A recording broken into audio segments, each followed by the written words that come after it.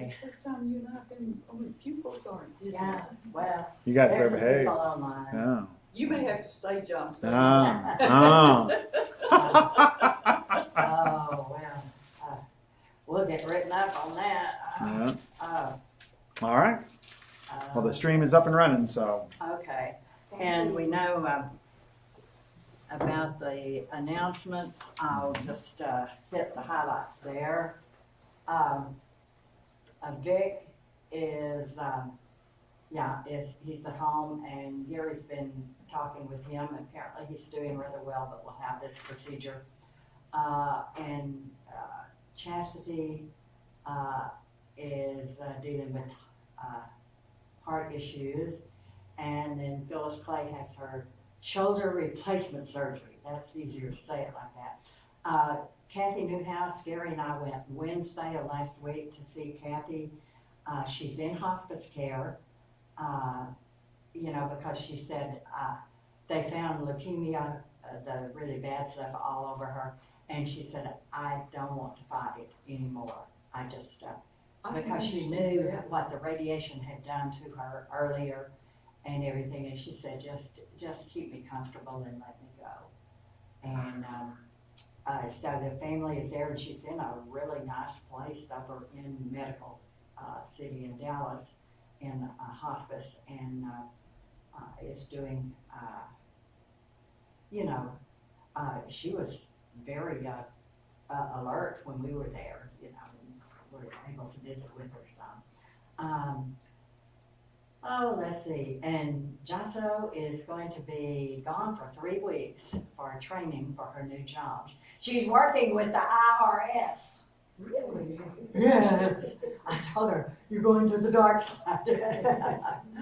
But she's having to go to Rhode Island, I believe it is, for training for 3 weeks. oh, it's going to be colder up there than down here. Yeah, that's what she said. She kind of she used to live up there, and she said, I got used to the weather down here. And of course, we want to remember Susie and Angela Smith. When we saw all of the flooding in California around San Diego, Gary said, well, Angela should have known better. And of course, and my friend Lenore is still undergoing treatment. And of course, Kelly's friend and Maddie Harris's aunt and Deborah Davis's sister. We want to continue to remember those. And we've got all of these people on our list.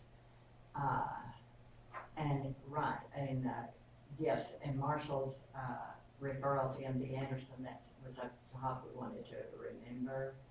And then, of course, Ralph Schilling. Oh, I just loved him. Oh, He was the sweetest. yeah, Person. yeah. Always had a smile. Right. Just Always here. yeah. Very thankful. Yeah, and I'm so glad that they're doing this celebration of life on Sunday, so that people that, so many people that really cared about him can be here. And Robert Griffin's brother passed away Wednesday. And then a thank you from Darlene and Sharon and Willie DeBose there for the prayers and phone calls and all like that. So we've got that out of the way. And I don't think we'll have a song today because Pam doesn't feel like leading. And we don't have enough people for all the parts either, bass, soprano, alto, and tenor. So we'll go ahead with that. And I do ask for prayers for us. We're going to be leaving pretty early in the morning, going to Lubbock for their vision workshop that they're having out there. And we have rented paid for a booth to set up, and that's why we have this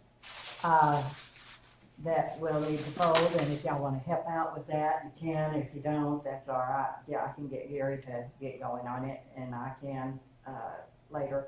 But I wanted you to see the new books, how they turned out. And Jerry Coffey came over, and there's they look more like a set with it like this, you know, the 1, 2, Yeah. 3. And Jerry came over yesterday because he and Jean buy the books from us and we sell them to them at cost. And every time they go on vacation, they take books and leave them.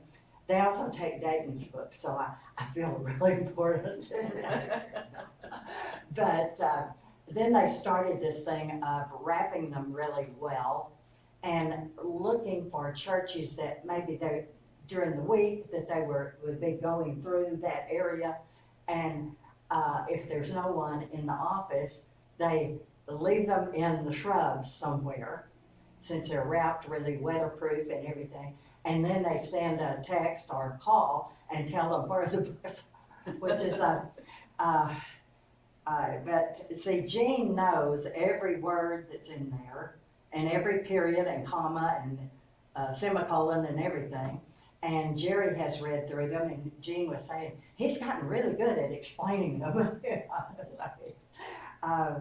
But they are doing that to, and it's not, you know, I'm 78.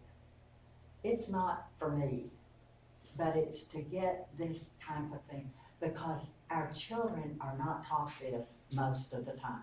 Mm-hmm. And I don't know if we'll even get into today's lesson that I had semi-prepared, but one of the reasons they are not is, as I mentioned, the edited denominational material that doesn't have this kind of thing. And a lot of people, like in apologetics press, they spend a whole lot of time early on creation versus evolution, and they think that's the key. Well, yes, I'm glad we have all of that resource, but really, if they don't see God as loving, caring, a God of grace and mercy, if they don't really see what God was doing, if they just see him, yes, he's creator, well, that's powerful, you know. Yeah. And if they don't see God working, and God working with them in mind, and that was one of the things that I started this back in the 70s, and it's just been churning in me, but who was it? Yeah, it was when we were at Idlewood, and I may have told y'all this before, and some on the video will know this, but it helps to illustrate. We were using Bible class material, and you know, I was doing what the elders told me to do, and the lesson that day was from, I think it's from 2 Kings, I've forgotten exactly if it's 1 Kings or 2 Kings, but about when Elijah was taken up into heaven. And Elisha says, "Oh, my father, the chariots of Israel and the horsemen thereof." That was the memory verse for that day. Well, you know, I had read the Bible story, and then I'd read in the book. I was young. I was young once. It's been a while. We all were. But I read that, and then I read what was in the teacher's manual to see how do you teach this concept to children, you know, and I had the visuals and the little workbook for them to do. And this little boy, Chris, was in class that day, and his mother didn't come all the time to Bible class. So, you know, he wasn't always there. And so at the end of class, we were all saying the memory verse. So I had them say it together, and then I went around the room, each one saying it. And I saved Chris the last because I wanted him to hear it. At least I knew that much in teaching children, you know. And when I got to Chris, he looked up at me and he said, "Oh, my darling, my darling."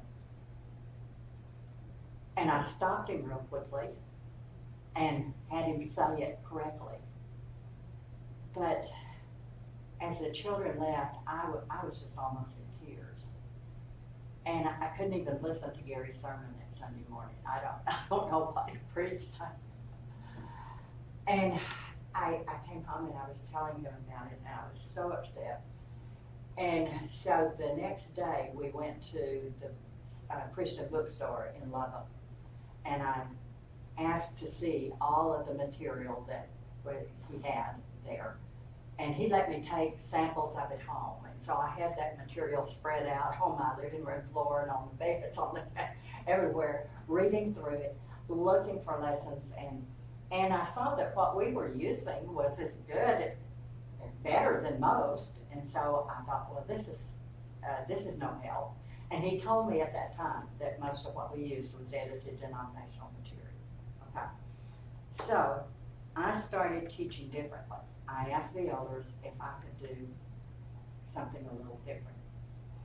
And so I started, and I had these big tablets.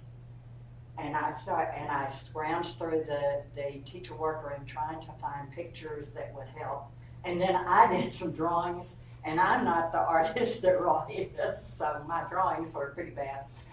But I wanted them to see that God was thinking about us before he even created. And I wanted them to see that God's love was there all the time. And you know, as we talked about in the last class, that really God is love is why he created. And I wanted the children to see the working of God all the way through, and that Jesus was there in the creation. And I still have this, I don't know how this didn't burn when we had some things stored, but apparently Gary decided this was important to take with us when we moved to Abilene. But I still have part of that, and on there I have in there that Jesus was was with God. Jesus was not a man, but Jesus was like God. And then Jesus became a man, not that.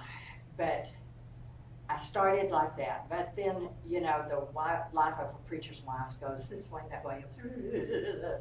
And I wasn't teaching children anymore after we left there. But that concept was still churning back there. And that's why a woman who, she was a deacon's wife at the other congregation, and when my first book came out, she looked at me, because they're over in Wiley now, and she said, "Is this what we talked about over my kitchen table?" And I said, "A whole lot of it is," because I've been, but at any rate, this just kept, there was one place where at one time I still have it typed up, this is before computers, an outline of lessons for grades 1 through 6. And I was going to write the whole curriculum for grades 1 through 6. When you're 30, you don't know that that's an impossible task, if you're. And then I decided, no, I'll get a group of teachers together and we'll do it. Well, teachers are weird, just like math teachers. We cannot get 4 math teachers to agree on the textbook that we should use. Well, I like this, so I never was able to pull together good teachers to do that. And in fact, I really wanted to work with Don Simpson because I knew he was a lot on the same wavelength, and he was an artist, but he didn't have time, and things went in a different direction there. So finally, I decided the only way to get this out there is to write it as a resource book for teachers, and just like that. So I don't have all of the worksheets and outline and things like that. Teachers have to take what I've written and maybe make some of their own stuff or whatever, but that was the concept. So it's been about a 50 to 55 year project, and so that's why I feel real strongly about it, and I'm hoping that everything will go well. That Lubbock will be there and be leaving on Saturday, and I'm hoping to see Ed Wharton, because when the first book came out, Ed said, "Getting the scheme of redemption down where the kiddos can get it, this must be a first." And I thought, yeah, Okay. But any rate, I just request your prayers on that behalf, our behalf. So let's have a prayer together right quickly. Heavenly Father, thank you for all that you do for us. And Father, we have on our hearts today many people who need encouragement, who need strength. We think of Vic and of Chastity and of Phyllis and of Kathy Newhouse, of Katie and her family, and Leslie Zippelman's aunt, and we think of Josso, and we just pray for them and pray that we can be a help to them in whatever way that is would be helpful to them. We thank you for the life of Ralph Schilling, his faithfulness, his positive attitude, and we pray that you'll bless that family and strengthen them. And for Robert Griffin's brother-in-law, we're concerned for that family. And Father, just help us to study your word, to care for your word, and to love you in return for all that you have done for us. We pray in the name of Jesus. Amen. Well, I was wanting us to look at, and we will, I was wanting us to get a little further than we did last time, but I'd like for us to try to finish up chapter 4. But looking at verse 12 in particular, no one has seen God at any time. You know, we talked about last time that God is love. And in verse 10, in this is love, not that we loved God, but that he loved us and sent his son to be the propitiation for our sins. God loved, and he loved so much that he sent his son. And then we ought to then love one another. And sometimes that's hard, you know, and we've talked about that. Mary, Mary had talked about the fact that we could like some people better than others, but that agape, that love, that concern for their good. And girls, I have seen things happen in the church and where brethren were not concerned about getting each other to heaven. They were concerned about having my way. Yes. And I have just cried for that. In fact, there was one congregation where we were, and Tanya was old enough to know that some difficult things were going on.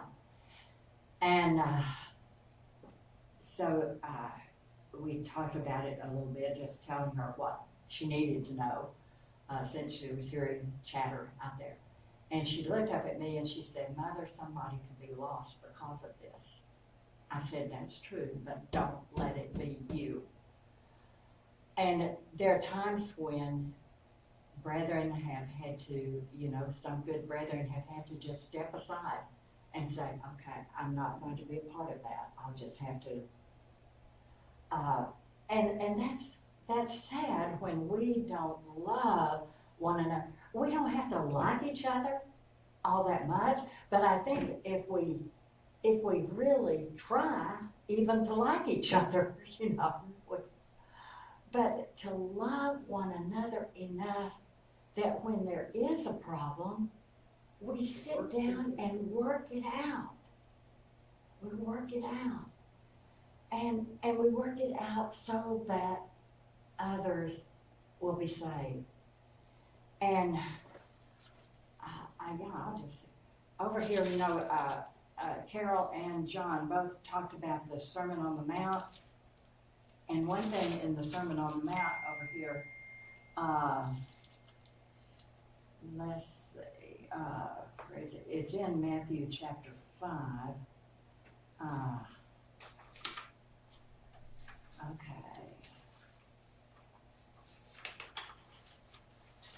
Where is it? Where it says, don't,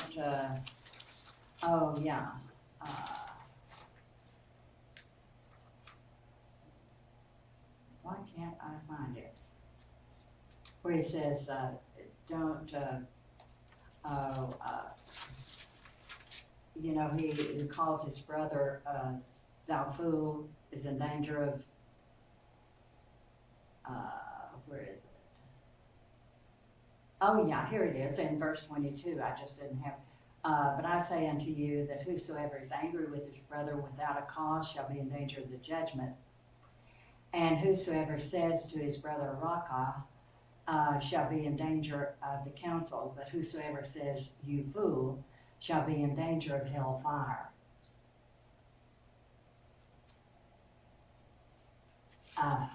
Gary and I laugh about this now. In fact, I had my sister make a mug with this on it, just so we could laugh about it. But a very important person, even in our brotherhood, before the elders of a congregation, said that Gary is haphazard, unpredictable, unreliable, and a detriment to the work. Good grief. And I just hope he's repented, because I do not want anybody to be lost, even him. Yeah. I don't want him to be lost. But how would you feel? And what was interesting is that Gary raised all the support for people that were involved. He recruited but the work went on without both of them. So, but we didn't want the work to crumble either. Yeah. But it's hard. It's hard when somebody says that or does that, and you want. And I prayed about it. Probably shouldn't even said anything about it. But this does happen. This does happen. It does. But I had my sister make a mug with that on the one side and this little caricature that Don Simpson did of Gary on the other side. And off and on we get that mug out. We look at it and think, yeah, that's it. But you know, because you just have to go on. And like Paul said in Philippians chapter 1, he said, some preach the gospel for the wrong reasons. But he said, I rejoice that the gospel is preached. And that's where we have to be. It doesn't matter what your reasons are. It doesn't matter, to me, as long as the good work is being done, as long as the gospel is being preached, let's work together on that. But notice what he says here now let's get back to 1 John in verse 12. No one has seen God at any time. And you might think, well, that's kind of strange. He was talking about love, and then he says, no one has seen God at any time. If we love one another, God abides in us, and his love has been perfected in us. By this we know that we abide in him, and he in us, because he has given us of his Spirit. Because when we were baptized, we received that gift of the Spirit. And we have seen and testified that the Father has sent his Son into the world. Now, all of that, of course, was in the context of the false teaching about Jesus. But still, it's important today that we know that God has sent his Son into the world. Now, let me ask you, no one has seen God at any time. If we love one another, God abides in us, and his love has been perfected in us. So if we truly love one another, God is what? God is love. People haven't seen God because God is spirit. But if we truly love each other, people see God in us through our love. Our love for one another, our love for teaching the lost, our love for just doing whatever we can to help people know the truth of the gospel. And this is something you grow in. I wasn't the best at 20. on showing love to one another. You know, you poke me, I'm going to, you know, even though I knew the Sermon on the Mount, I was still going to, and later on, you talk negatively about my husband, and that's really bad. I'm going to let you know. But as I grew, and this is true with you guys, as you grow in life experience, as you grow in application of the Word, as you grow in faith and in love, what do you come to know? And how do you come to act toward others? You know, there's a continual growth. And if there's not a continual growth, something could be wrong. And then we go down here in verse 15, whosoever confesses that Jesus is the Son of God, and of course that was the problem that they were dealing with at that time. It says, God abides in him and he in God. And then verse 16, and we have known, that is ongoing knowledge. We have known and believed the love that God has for us. God is love, and he who abides in love abides in God, and God in him. So the second time he says God is love. And he who abides in love abides in God, and God in him. And that God is love, that is a conviction that we have. It's a knowledge and belief, a knowledge of the love of God. It's the academic knowledge plus our motivation.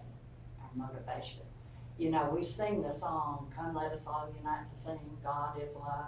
I've sung that since I was just a little kid, and probably you have too.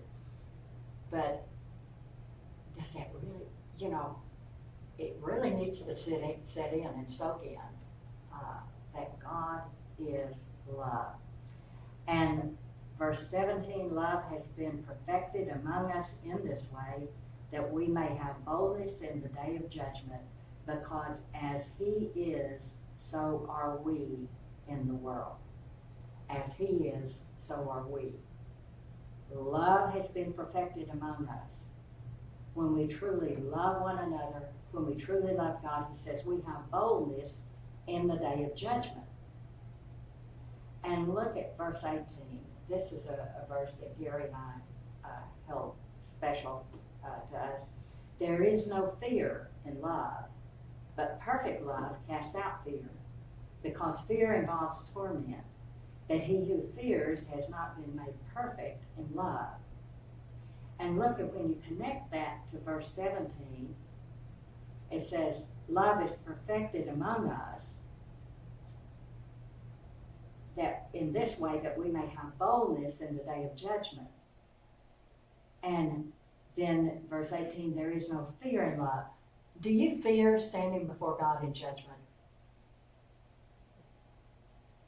Well, I guess we all have some fear. Yeah, it kind of that awesome reverence. Yeah. When you say, Yeah. but do you think when you stand there that he's going to say, "Zap, you're gone"? I certainly hope not. But I think this, when you connect 18 to verse 17, he's saying there's no fear in the perfect love. When love is perfected in us, yeah. When we truly love God and we know that he loves us, then, yeah, standing there in judgment, we can have boldness. We can stand there knowing that he cares. No, it's just like that, walking in the light as he is in the light. And I know kind of where you're coming from too on that, because and I've probably said this before, but I heard a lot of preaching growing up that one sin kept Moses out of the promised land. And one sin can keep you out of heaven. That one sin that kept Moses out of the promised land, that was a physical thing. That was a physical consequence. There's a difference between the consequences of sin and forgiveness of sin, right? And we have trouble with that sometimes. Like I've read material for children about Adam and Eve after they sinned, that God kicked them out of the garden. God did drive them out or send them out, but that was a consequence of their sin. Because if they had been there where they could still eat of the tree of life and live forever, ooh, would you like to live forever in a state of sin all the time? That's not good for them. It's not good for the whole creation.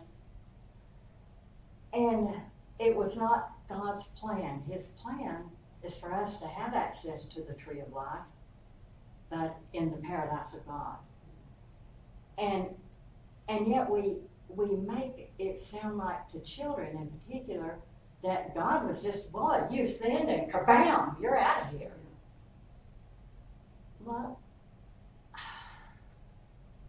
you sin and you do have consequences to deal with. But you're forgiven, because what does Eve say when Cain is born? I have received a man-child from whom? From the Lord. She was still in fellowship with God. But we leave that impression that she wasn't. And I think this is what John is talking about here. Well, we're not perfect in everything, but if we're walking in the light, and I had this sweet little lady in San Antonio, and her husband, he was never able to be at church while we were there, but Gary went by and visited him several times. But she would tell me sometimes, I hope Pat has repented of all of his sins. I hope he remembers all of them, because one sin could keep him out of heaven. And I thought, oh, it's so sad for somebody who had been so faithful. But we had that drilled into us. Should we be concerned about our sin? Mm-hmm. We should. And what does Paul say in Romans 6? Shall we continue in sin that grace may abound? You know, he said, where sin abounded, grace did also abound. So are we going to keep on sinning so there could be more grace? And some people kind of look at it that way. Yeah. That because I've read some stuff that some of our brethren have written, in fact, but when you sift it down to the very little, what they're really saying is basically they're trying to figure out how much sin will God's grace cover for the Christian. How much sin can I do and God's grace will still cover me? And that's what, now they don't say it like that, but when you really read it and look at what there's the implication of what they're saying, and that's the thing, I think that's because I'm a math thinker and a logical reasoner, like Daniel was talking about in his sermon, a logical reasoner. I think that's why I see some of those things sometimes, maybe before others see it, is because I'm always looking at what's the implication of this. You know, if 2 times 3 equals 6, what implication is there out here? Then, well, what about 3 times 2? Is that going to be 6 also? Well, that's a very super simple. But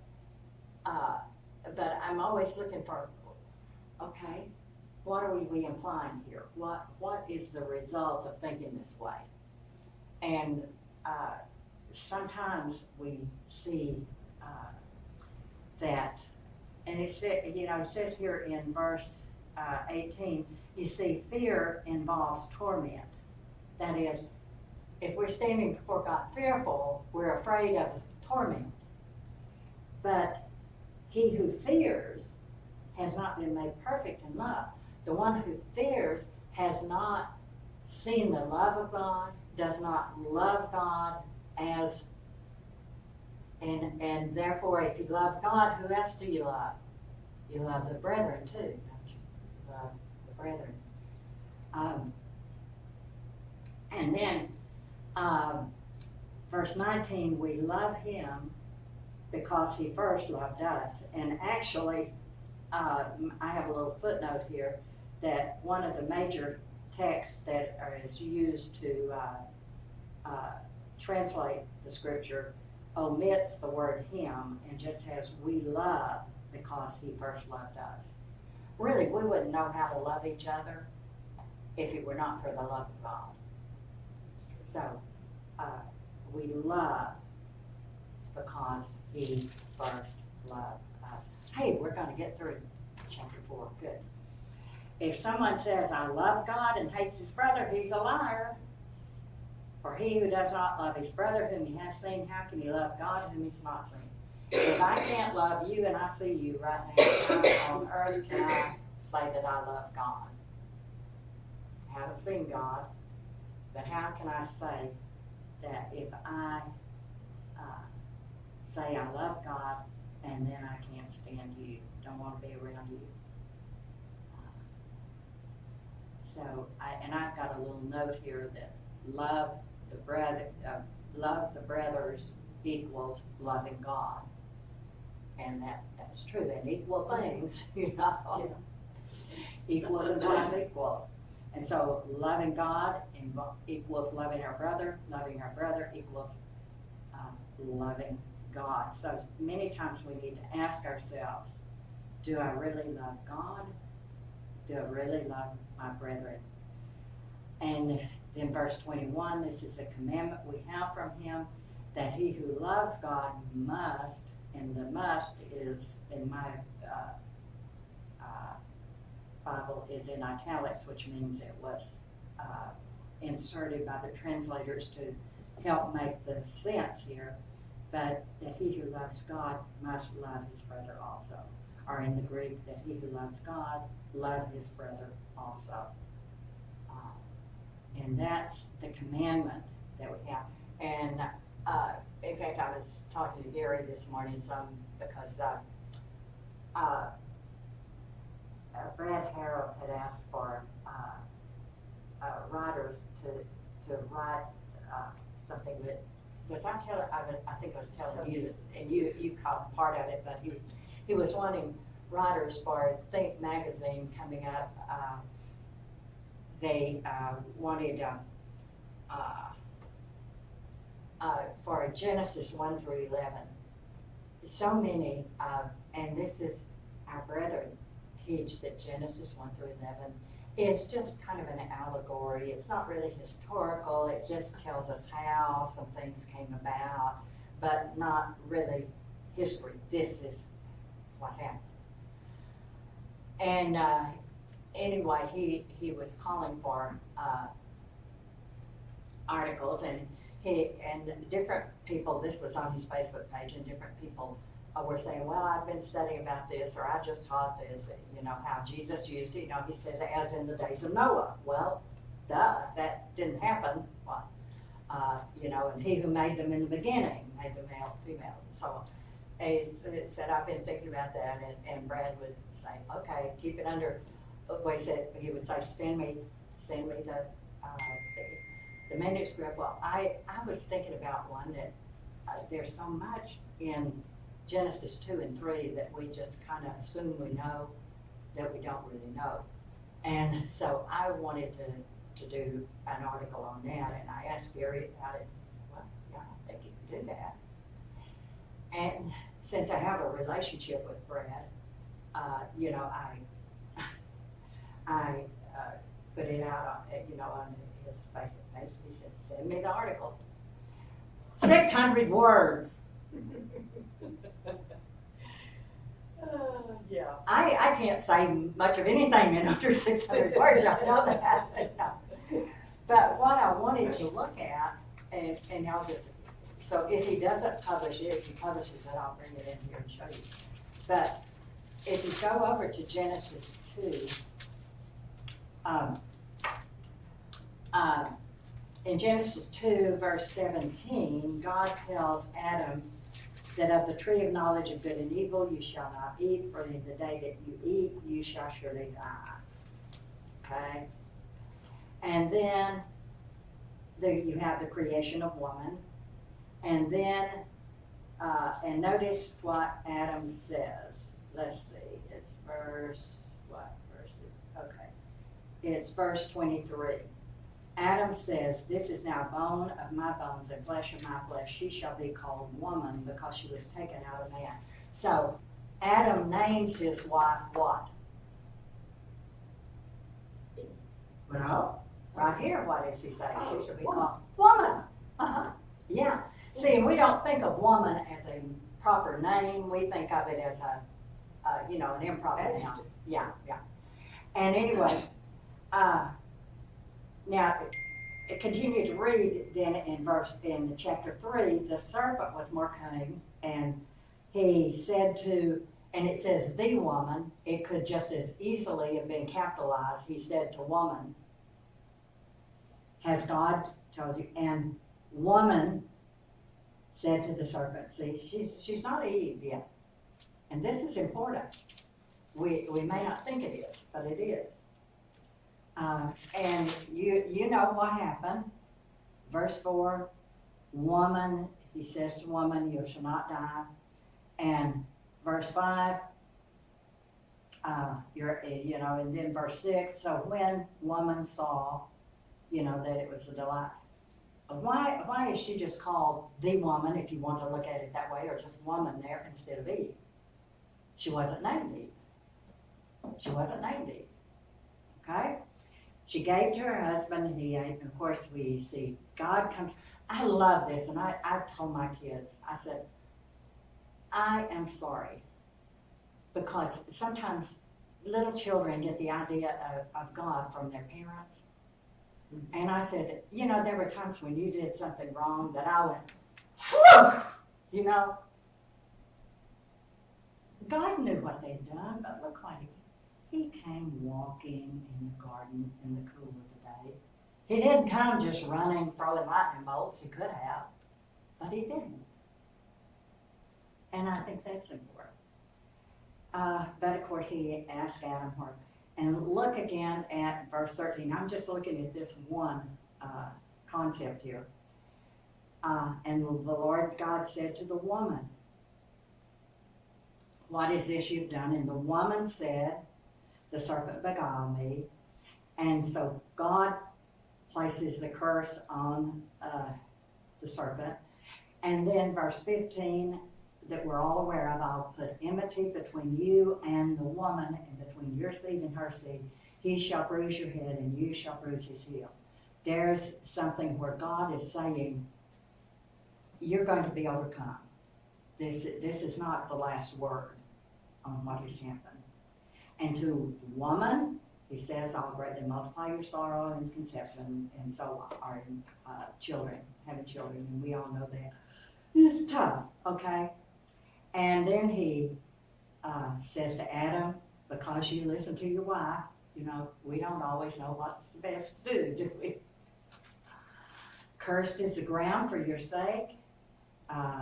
He just had to dress and keep the garden for her, but now he's going to have to work hard. Both thorns and thistles it shall bring forth. In the sweat of your face you shall earn bread until you return to dust. Now look at verse 20. And Adam called his wife's name what? Eve. She wasn't Eve until verse 20. She was woman until verse 20. Why? Because she was the mother of all living. The word Eve means life. What did Adam see in the promise that God made there in verse 15? God's going to bring life through the seed of woman. So anytime in the Bible, names were changed a lot of times, and names meant something. Jacob meant supplanter, but Israel meant Prince of God, one who has power with God. And then verse 21, also for Adam and his wife, the Lord God made tunics of skin and clothed them. And what I wanted to do here was show on just this part that we overlook this, and it's really important. Because look what happened. God made the promise then.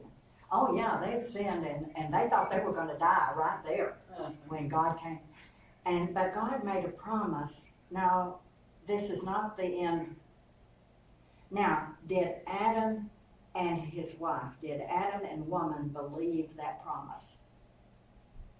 When Adam changes her name to Eve, surely he believed in that promise. Ah, he trusted God's goodness. He trusted God's goodness. And then God clothed them. And of course, we had talked about the sacrifice in the garden. Then God clothed them. What about us? We sin. We are sorry for our sins, but we have to trust God's goodness, don't we? And submit in baptism, and in baptism, God clothes us with Christ. You see the shadow there? And that's what I wanted to write. But 600 words. It's hard to do that. It was hard to do that. And also I wanted to point out the thorns. Thorns are on the earth. The thorns weren't on the earth until sin. And you know, when Tanya would get a little sandburr in her foot or something, I would tell her that those were here because of sin. But I didn't notice something until one time when we were in Africa, and I saw these trees that had thorns about yay long. And the verse in Matthew 27, and the soldiers planted a crown of thorns. The soldiers were making fun of Jesus. Yeah. That was a victory crown. Stephanos, the victory crown. They were making fun of her. Victory is thorns. What was God doing? Jesus went to the cross crowned with a physical symbol of our sin. Oh gosh. Victory over sin. Victory over sin. For God, that wasn't a joke. That wasn't for God. What else could he be crowned with but a symbol of our sin? Now, when he returns, he's wearing a diadem, which is the ruler's crown, the victor's crown, and the ruler's crown. I just love that. There's so much gospel right here that we overlook because it's so familiar to us. And that's what I wrote about. So if Brad decides that he can't print it, you guys know what it is, and you can say, okay, we already knew. But It's just amazing to me how, no matter how old you are, you can still learn. yes. And Yes. no matter how long you've been studying. You can Yeah, that there's still, because some of that I already knew, I never thought of it that way. but some of it I just had, when I started writing this first book, and doing more studies, because I was always thinking about how do you explain this to children. You have to turn that off. Yeah, I better turn that off before we start gossiping. Because I'm ready. You're ready to eat, and she has. I'm ready to talk. And we've got some. I'm gonna go ahead and say it. We've got some cinnamon rolls that Mamie brought. Ooh. Yes.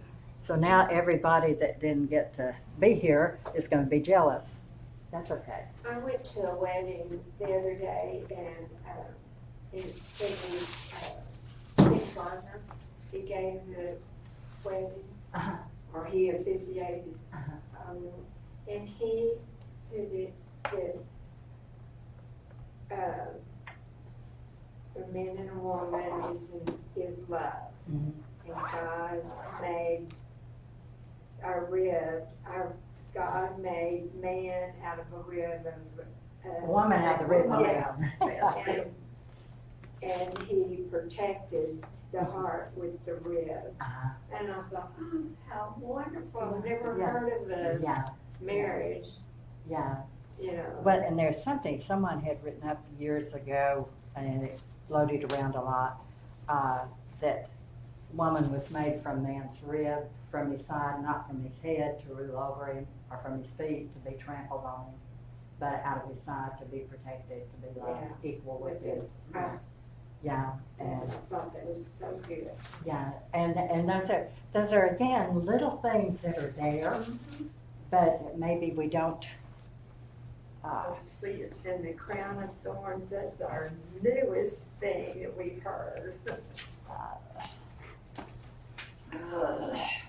But that, we were out in the Thorgar crater when I saw that, and I could hardly, I couldn't pay attention to anything else we were seeing after I saw that. I thought, I've got to write this down. And that person that said that about Gary, Uh, they never knew Gary. Because there is not an ounce of that true. I remember when, it was after Harold had died. And I don't know what Jimmy had done, but I was raking him over the coals, you know. And he said, Mama, you don't even like me, do you? And I said, no, I don't, but I still love you. I still love you, yeah. And he looked at me so strangely and he said, well, okay. Okay, that's all right. Yeah, it's hard sometimes to love the person and not love what they do. Yeah. Oh, gosh. I made it. I learned how to make them a little. Judy gave me this recipe for a honey bun cake. And I wanted to make, she said it tastes just like cinnamon rolls.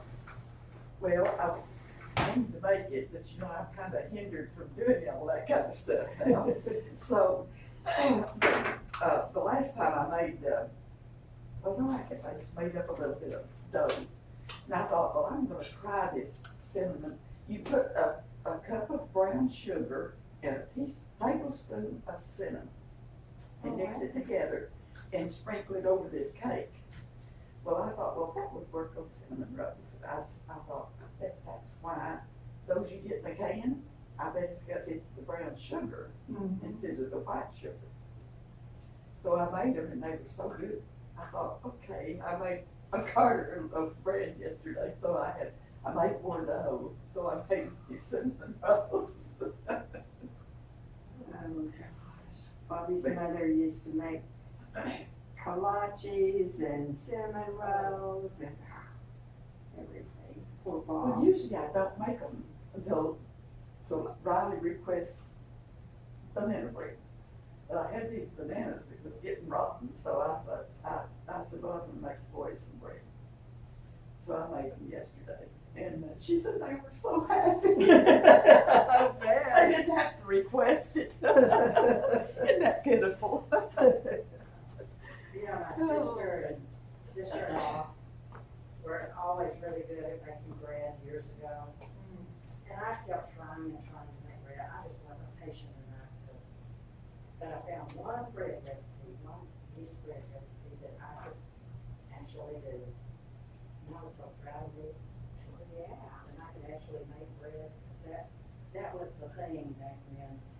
Make bread for you.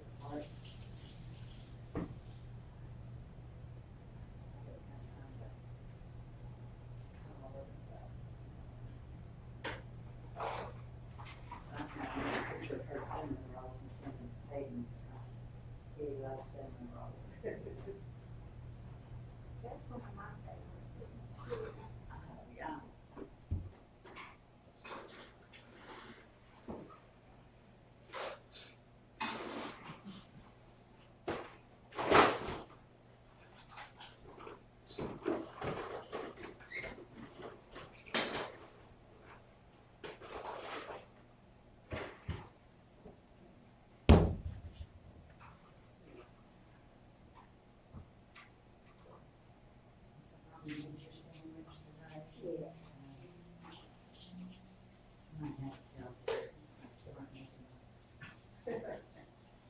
he always fixes my tea in the mornings, and I got her trying not to eat as much. Then she had to bring cinnamon rolls today. And so what did I do? Eat the cinnamon roll. Let me see.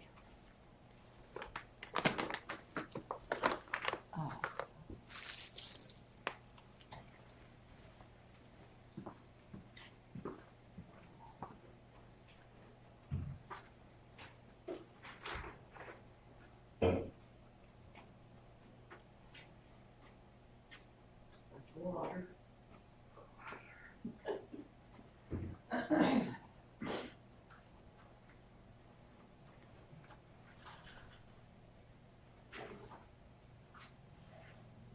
I've been drinking those electrolyte things, put it in a bottle of water. I don't have leg cramps anymore. Oh. It really helps with the leg cramps, let me tell you. What helps with leg cramp? Huh? What helps with leg cramp? These electrolyte drinks, Oh. it's powder that you just put in a bottle of water. Oh, I have some of that at home. Yeah. I never thought about that, the leg cramps. Of course, I haven't, Well, I remember Johnny Wilson saying, you know, that's what our doctor said, drink Pedialyte. Well, shoot, that Pedialyte's so expensive anymore. But that's what, that time I had that, I don't know what I had. He said it probably was just a viral infection.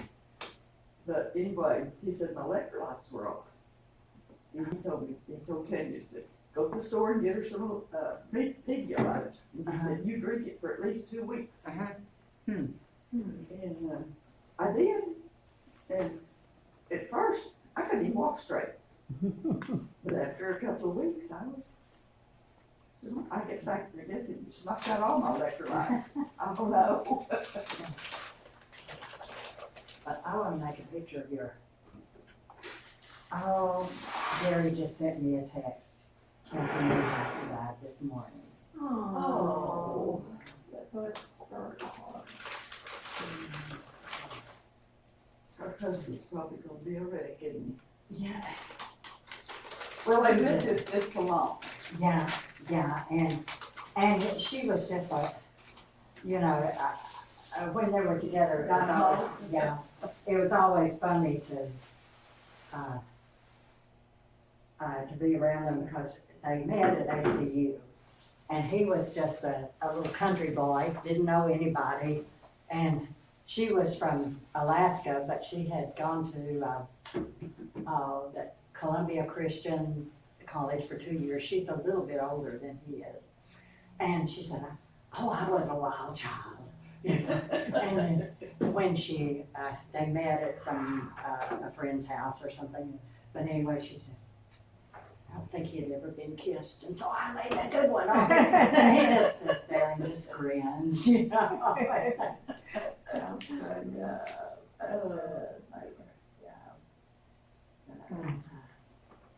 Let's just go ahead and we pray. We've had that's enough. Yeah. I noticed that, what was her name, Charlene, Oh, yeah. that she wasn't at church Yeah, Sunday. sure. Not sure, No, that other girl that brought the baby, or her, little grandson, Mhm, Charlene's. Charlene. mhm. Well, I was wondering about that, you know, I didn't see her. We may have driven her away. No, they talked about it, of course, then last week, you know, we kind of went back and forth what to do. Finally, I told John, just decide something, let's go with it. Yeah. I'm glad you decided, because that was Yeah, relax and. dangerous. And so Oh, cold. Well, it's kind of hard to, and it's actually in different places, you know. And Foggy this morning. it wasn't so much around us, but in other places it was, and I thought it's better safe than sorry. That's very true. When I first started teaching at TCC full time, that very first year, in the fall or in the winter,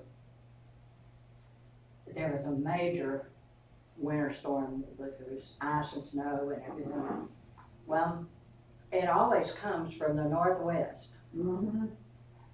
The main office was downtown, and then we have the southeast campus that's way over there. The main office wouldn't call it until all the campuses were, well, we were out there iced in, and finally my department chair told me, said, Sarah, just go home. It was around 5:30. She said, get out, go home and be safe. You know? Well, Gary got scared, and I tried to call him on it, but we had those big old cell phones, and it was snowing, and you couldn't get through. Well, Gary got afraid that I had started home, so he starts out to look for me. I get home, he's not there. But, Oh, my goodness. but then they changed the calling it pardon, because we have some people that, well, I had a person at Justin that was taking a class at the Northeast campus. You'd think she'd go to Northwest, but they weren't offering it in Northwest, and it was one she needed, so.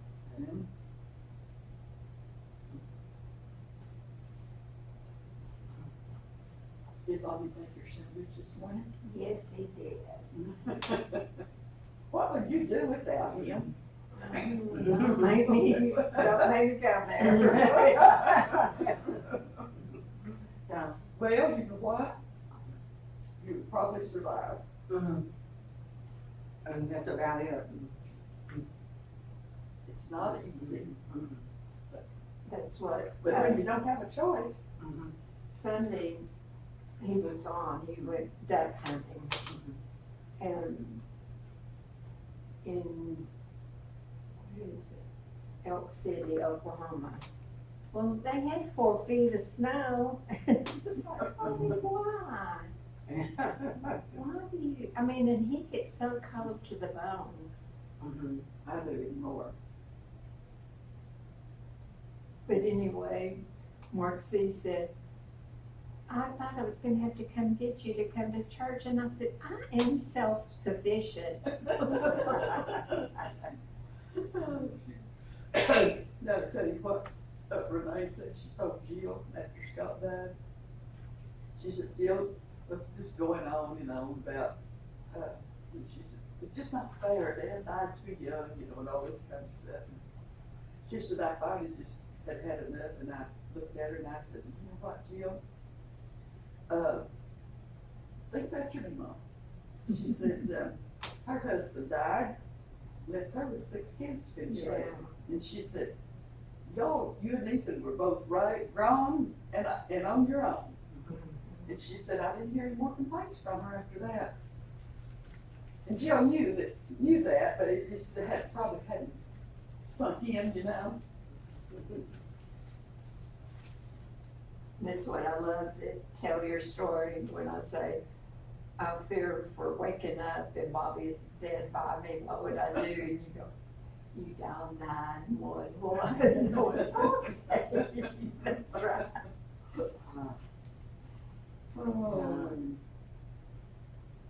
Yeah, I sent it to him. Mm. See, because he loves animals. But he is so self-disciplined.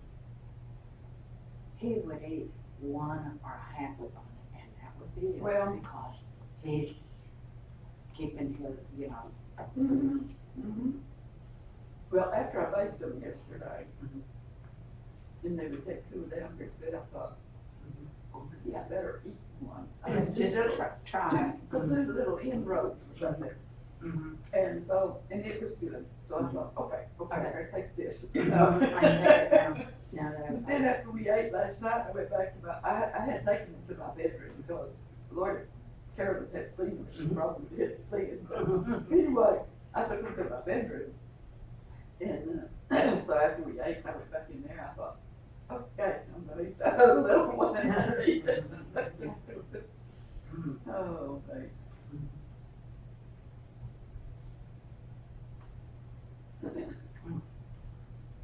But if I make something, I'm gonna take it to my bedroom, because she don't want to see it.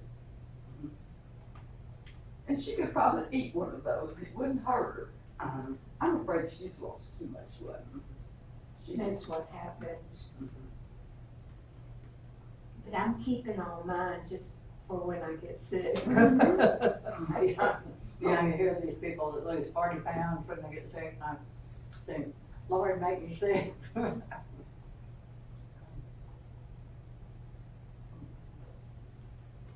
I was telling Larry the other day, he said, well, he saw the pictures.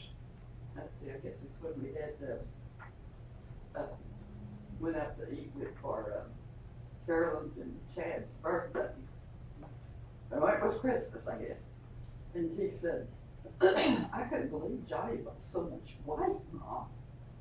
And I said, well, they may have lost too much. I said, they look so old. He said, Mom, we are all old.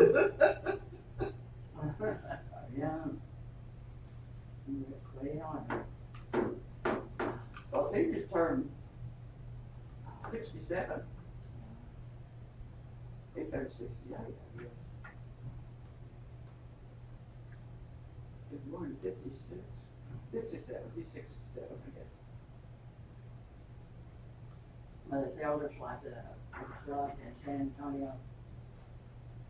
And after we left, I would call her off and on.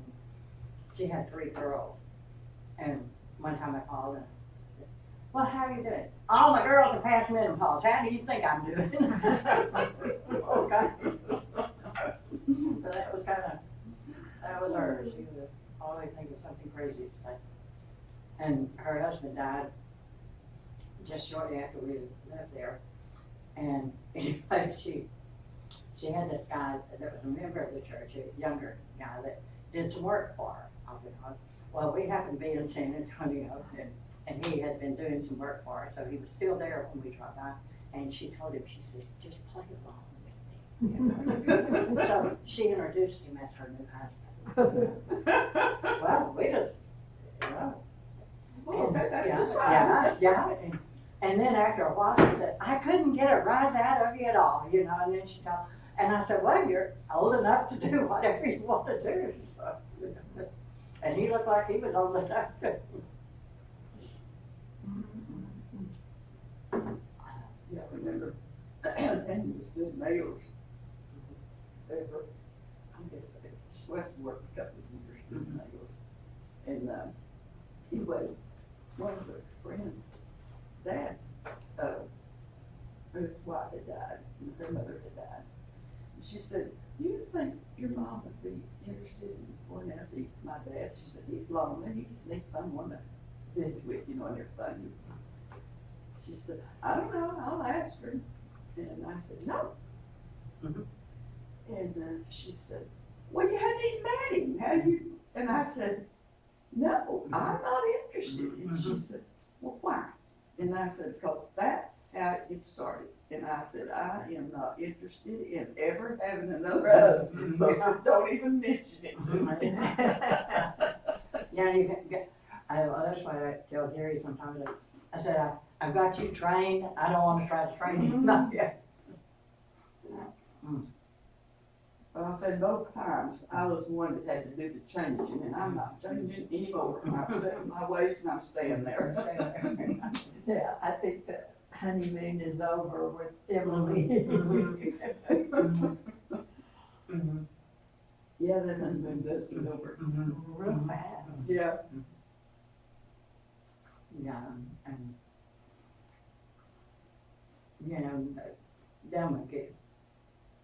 And, but they are kind of a little bit older and kind of set in their ways, so. Well, the thing is, I mean, she's really more self-sufficient than I am, because she's moved all over the place and, you know, set herself up. Mhm.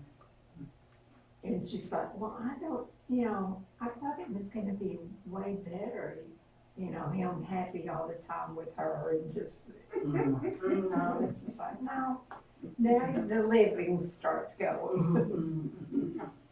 Oh, but. Yeah. Well, we had this meeting for the adjunct teachers out at school Saturday morning. And one of our department chairs in the math department, I think you can pull them. Okay. we have two math department chairs, and one of them is gay, married to his husband, and just recently married, I think. And we have one of our adjuncts, she's just super fine with that, and so we were all sitting at the same table. She starts asking them about some of their travels and all, and they had gone to Eureka Springs, and she said, you know, that's more gay friendly, I'm sure you had a good time there. Yeah, better than at Hot Springs, because at Hot Springs they're not, you know. And he kept going on, and then he talked about where they went on their honeymoon. Oh, please, I don't want to. But, you know, I treat him with respect, because he's not the department chair. He likes to be called they and their and them. Every time I look at him, he's not more than one person, and he looks like a he, so.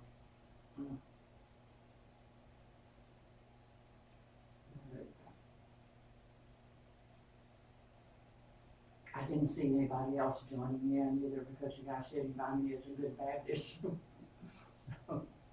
This is good, maybe. They're better made with the brown sugar than they are with the white. I discovered. And the cinnamon's not strong, but in the brown sugar. Of course, I always made them just like Mama did, you know, you roll out your dough and put your butter on there, and then you sprinkle sugar and then sprinkle cinnamon, and you get a lot more cinnamon that way, because this is a tablespoon of cinnamon to a cup of brown sugar. So it's just enough to know it's cinnamon.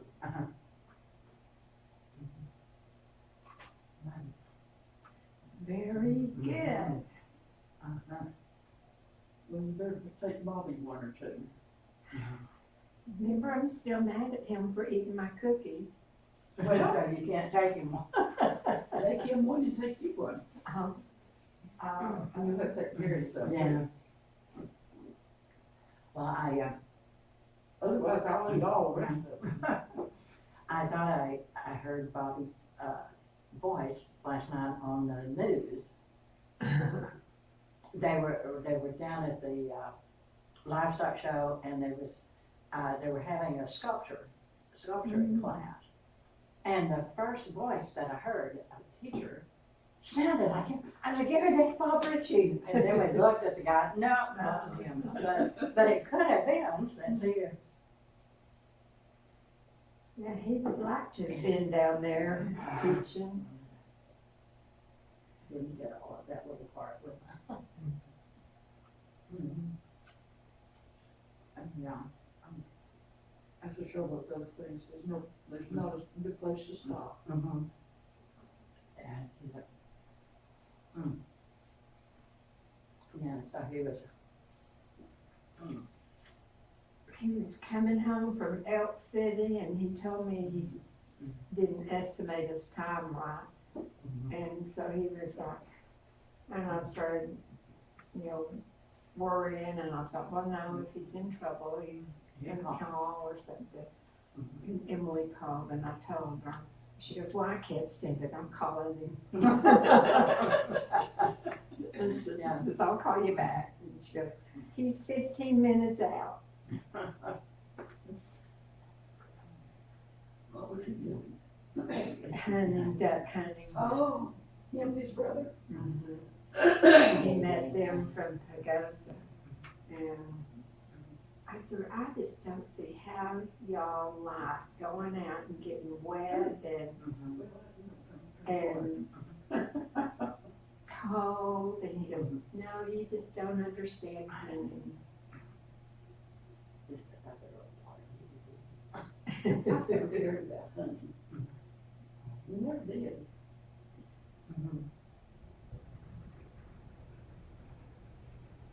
But both my brothers and my sister's husband, I loved hunting. Oh gosh, Bobby and them, they just love it. I mean, that Lynn will go from, I said, why would he go to, where is it, South Dakota?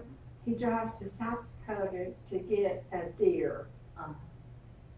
And I said, when he could get one in his backyard in Colorado. Yeah, maybe. Maybe they're going for the Really? racks. Yeah. The thrill of the hunt. We know, when we moved to San Antonio, we spent the night with this elder and his wife.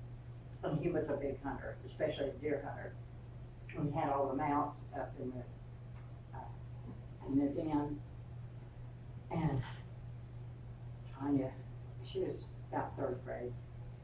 She told me, Mom, are these people Christians? I said, yes, Tanya, he's one of the elders. Well, what are all those deer heads doing?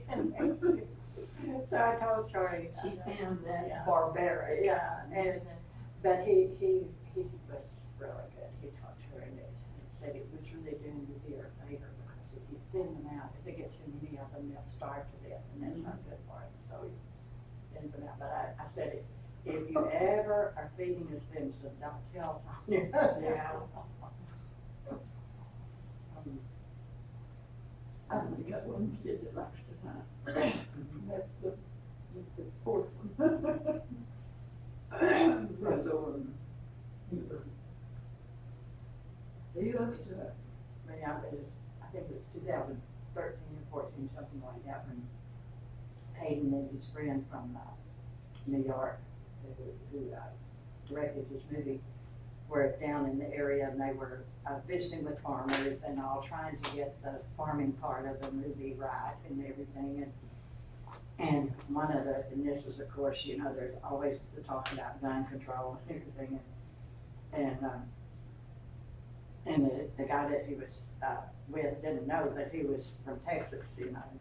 So after a while, I said, okay, what do you New York boys think about gun control? And Peyton said, I had to jump in quickly because I knew I had to answer it and not let David answer it. It would have been a fight. You know? He was very diplomatic. I grew up in Texas where you hunt, you know, and all like that. And guns are associated with hunting, and that's fine. But he said in New York City, guns are associated with killing people, and that's not.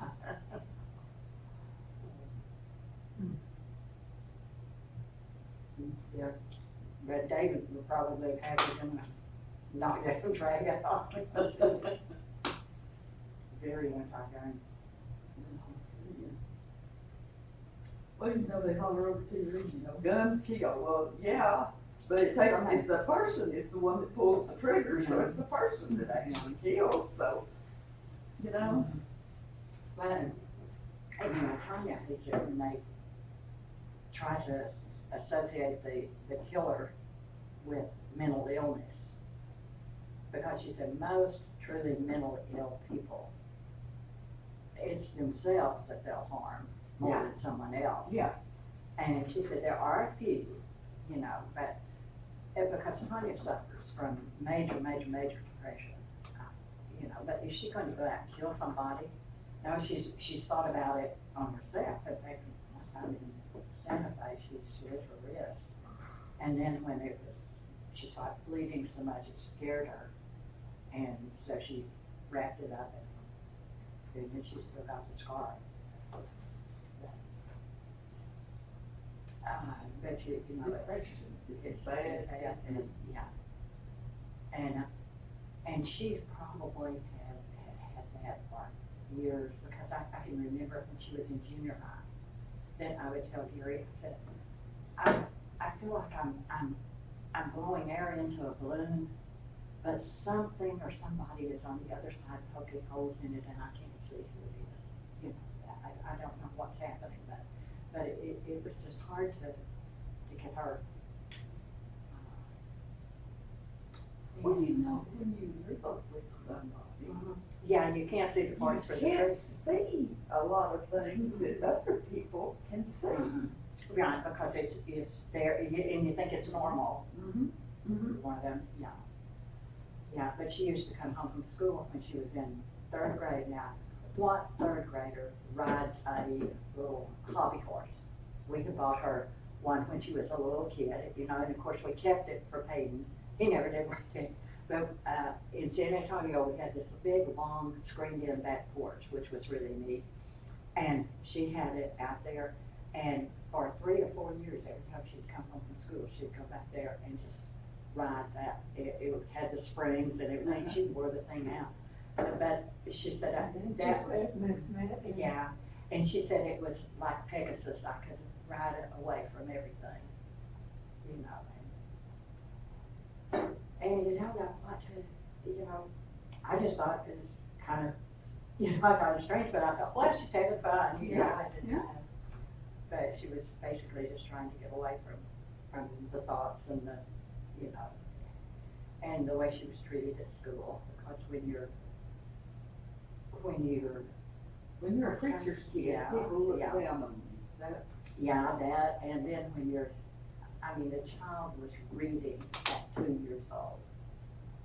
And she had read everything that an 8th grader would be required to read by the time she was in 2nd or 3rd grade, you know.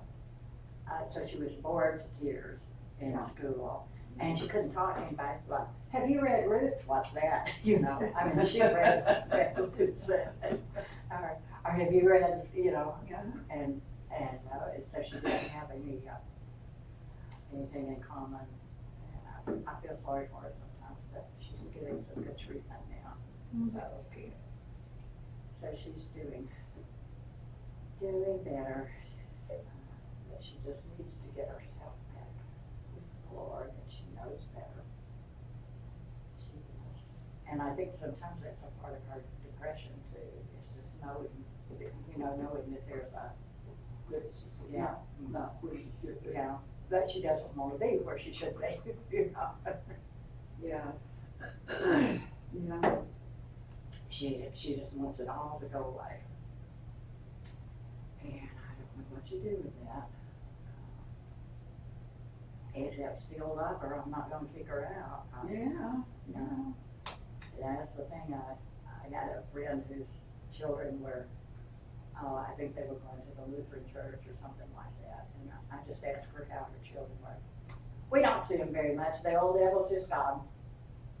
And I thought, well, I'm not letting the old devil have mine without a fight. Now, I'm gonna still love mine. I'm gonna try to show them God's love as much as I can. So, and that's why I think that's God kicking Adam and Eve out of the garden. I think that can give you that idea that, okay, you did wrong, come at them. Yeah. And a lot of people do that. Yeah. But when Peyton got his ear pierced, and he got his ear pierced to be in Treasure Island, because he was a pirate in Treasure Island. and I thought it was funny to take him out and let him, you know, get his ear pierced. But one of our friends at church said, well, I tell you what my dad would have done with me. He'd just kicked me out of the house if I'd done that. And I thought, oh, okay, you're gonna let your child live out on the street just because he got a hole in his ear? Well, you can let your kid do that. But personally, I'd rather have mine in. You know, when Dr. Harold died, I was going to church at Bridgewood. And that was back when the kids was wearing their hair long, boys, you know. And I didn't like it, but they did, you know, so I tolerated it. Well, one Sunday morning, one of the elders said, well, I'll tell you what, he had 2 girls, we had him both. Mhm. If I had a boy wearing their hair like that, they wouldn't live in my house. And looked at him and I said, you know what? If their long hair is the worst thing they ever do in life, I have got the best kids you have ever seen. For sure. Yeah, Don't make hair the issue. Yeah. Oh, yeah, that yeah. And so he didn't say any more about their hair. is. But he had his long sideburns. Yeah, there, yeah. So did the preacher, but he preached on the long hair. Yeah. But- Yeah, But they didn't think about their long sideburns. Yeah, 'cause that was a style back Uh-huh, then. uh-huh. Yeah. The long hair was the style. Yeah, yeah. So. Yeah, and now we've got them, in fact, Gary went over to Colleyville to a workshop or something, the lectureship they were having, because one of the guys that he had taught at Brown Trail was speaking. And we've always thought about Colleyville being almost as conservative on things as Brown Trail. But he came home and he was so excited to tell me that their song leader, which was a really good song leader, had really long hair. He had it pulled back in a long ponytail, but he had really long hair. And, So we can do some folding? yeah, I guess we can do a little bit, and then I'll get some. Let me get somebody. I didn't want to. I'll be nice. Okay, remain. Well, it's got peanut butter in it. I guess I'll get it. Peanut butter and cheese. Well, let's see. There may be some, here's some plastic bags in here that are. I got one, She's okay. gonna use the one that's got peanut butter in it. yeah. You'll get extra. There you go. Yeah, Cinnamon roll with peanut butter on it. okay. Oh, there Get all you want to do. So like I said, what y'all don't think I'll have to eat. I know. Come on, your part. Here's one for me. And then you can have the I rest. have this right here. There. Now, and then we need to get the sugar off our hands, or we'll have to. Yeah. Okay. Close it up so we can't see them.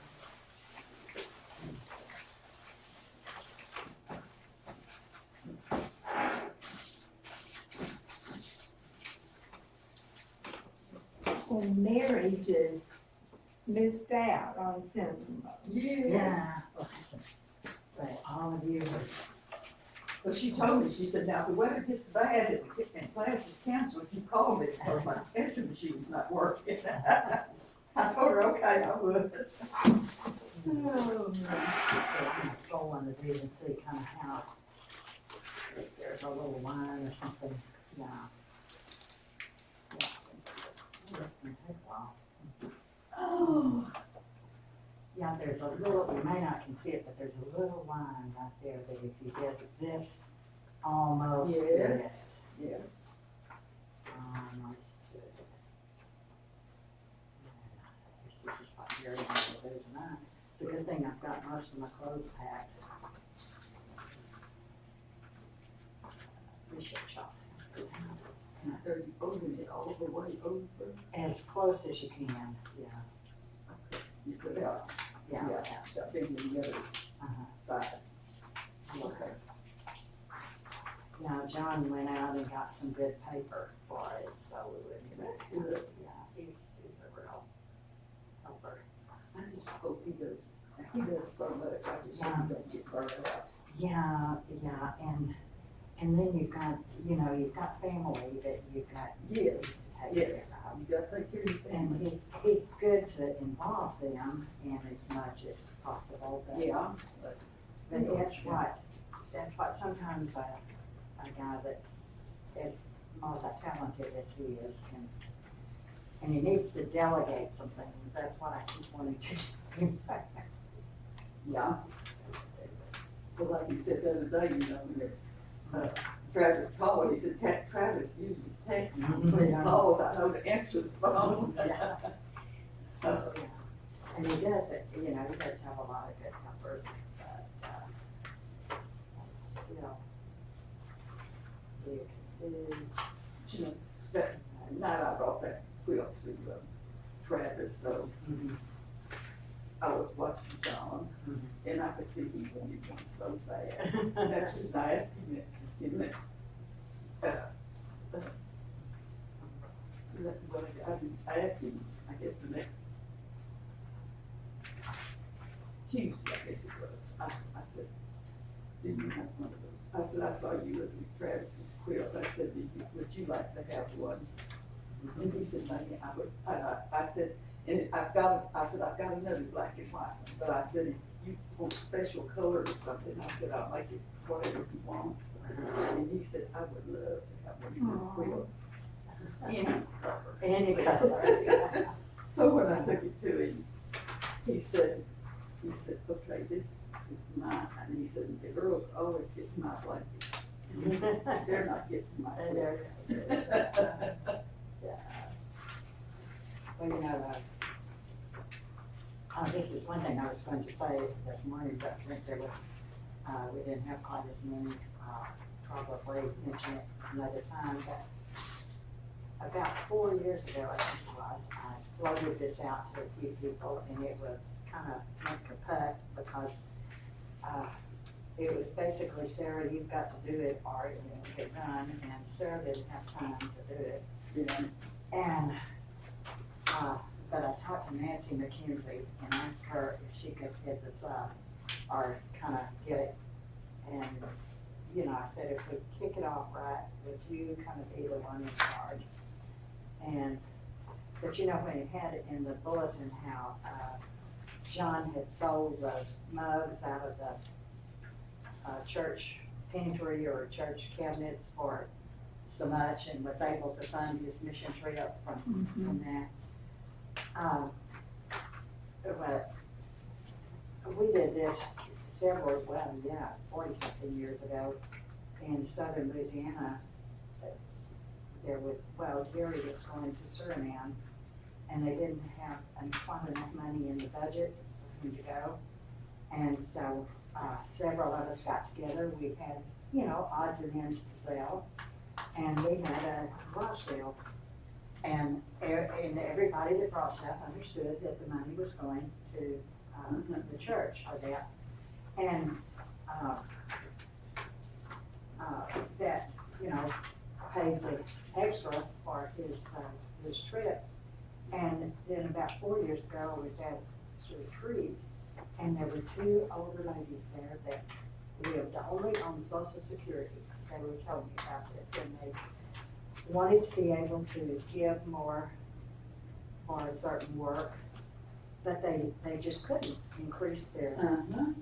And then they lived in a little trailer park in little mobile homes that they had. And they got to looking around at just some little odds and ends that they had.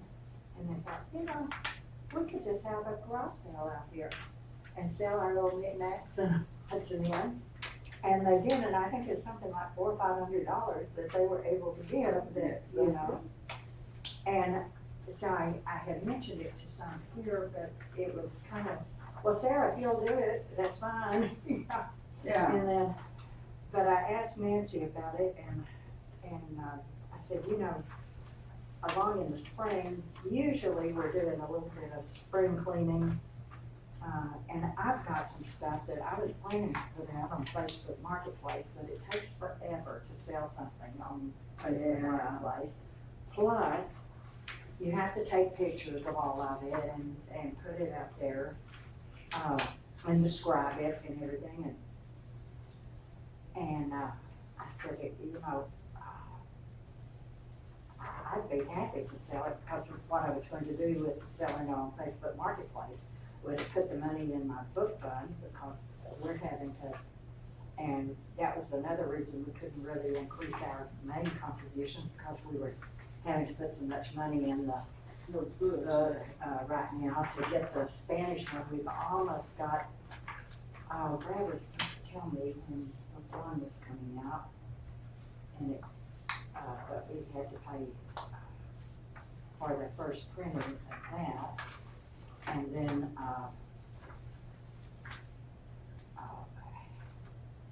anyway, I thought, you know, we could do all of this and help out the church with, like they did in Acts, the people that had stuff brought it, they sold it and brought the money and you know, you might just have $50 worth of something, somebody else might have $100 worth of something. Yeah. But we put it all together, It and if adds you, up. yeah, and if you put a price on it, you don't have to put your name on it, just put a price. About, you know, a garage sale price, not what you gave for it. Yeah. Yeah. But just put a price on it and I told Nancy, I said, we could have it at my house if we wanted to, or we could, somebody might live in a neighborhood where maybe more people come to garage sales or whatever. And, you know, plan a time later in the spring. Because I got some dishes I needed to get rid of. Well, in fact, the time that I tried to do this before, I had a lot of stuff, almost enough stuff to have a garage sale by myself, but I didn't want to do it. And That's a lot of work. yeah, it is, and I just ended up donating a lot to the place in Keller, you know, that, helps, Christ Haven, and then some of it I donated to Goodwill, and I thought, well, I need it out of the house. You know, that's something that you get rid of it. And I got some stuff sitting in the garage right now. And I've gone through and I think, if I'm not using it, and somebody else will use it or enjoy it. Yes. Were y'all successful in helping Angelina, or Angel, what's her Ariana. name? Ariana? Oh, we were with her downtown, y'all, for the hearing. It was just a basic,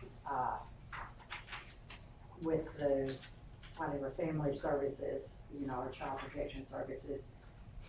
And Ariana was, met with the person, you know, the official by herself, which was good. Yeah. And she told them what, you know, how abusive the father had been and all like that, and that she wanted the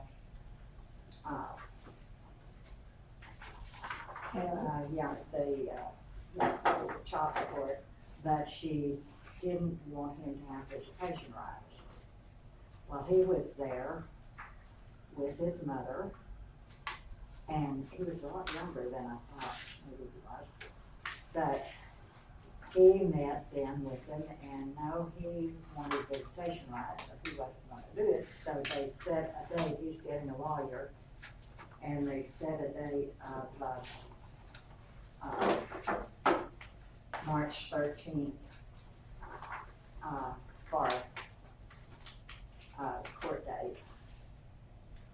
So anyway, they got that going. Yeah, and I was supposed to get in touch with Barbara Farrell to see if there was a good Christian lawyer that she could recommend that hopefully might do it free, or pro bono in one day.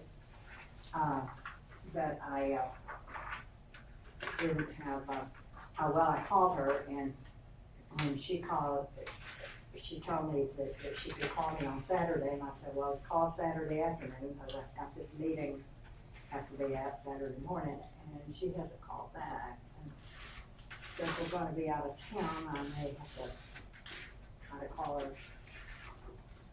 later. But John had suggested Jay Bailey, and he does family court. And I thought since John knew him, Carol, I really think it's better for one of them, and in particular maybe Carol as an elder, to talk to them about it, because Carol knows more about her situation than I do anyway. But anyway, we're going to court on the 13th. And I did tell her, I said, one thing, because she hadn't really been super motivated on that GED. And I said, one thing that you can do to show that you really are trying to do what's best for your baby. How old is she? She's 20.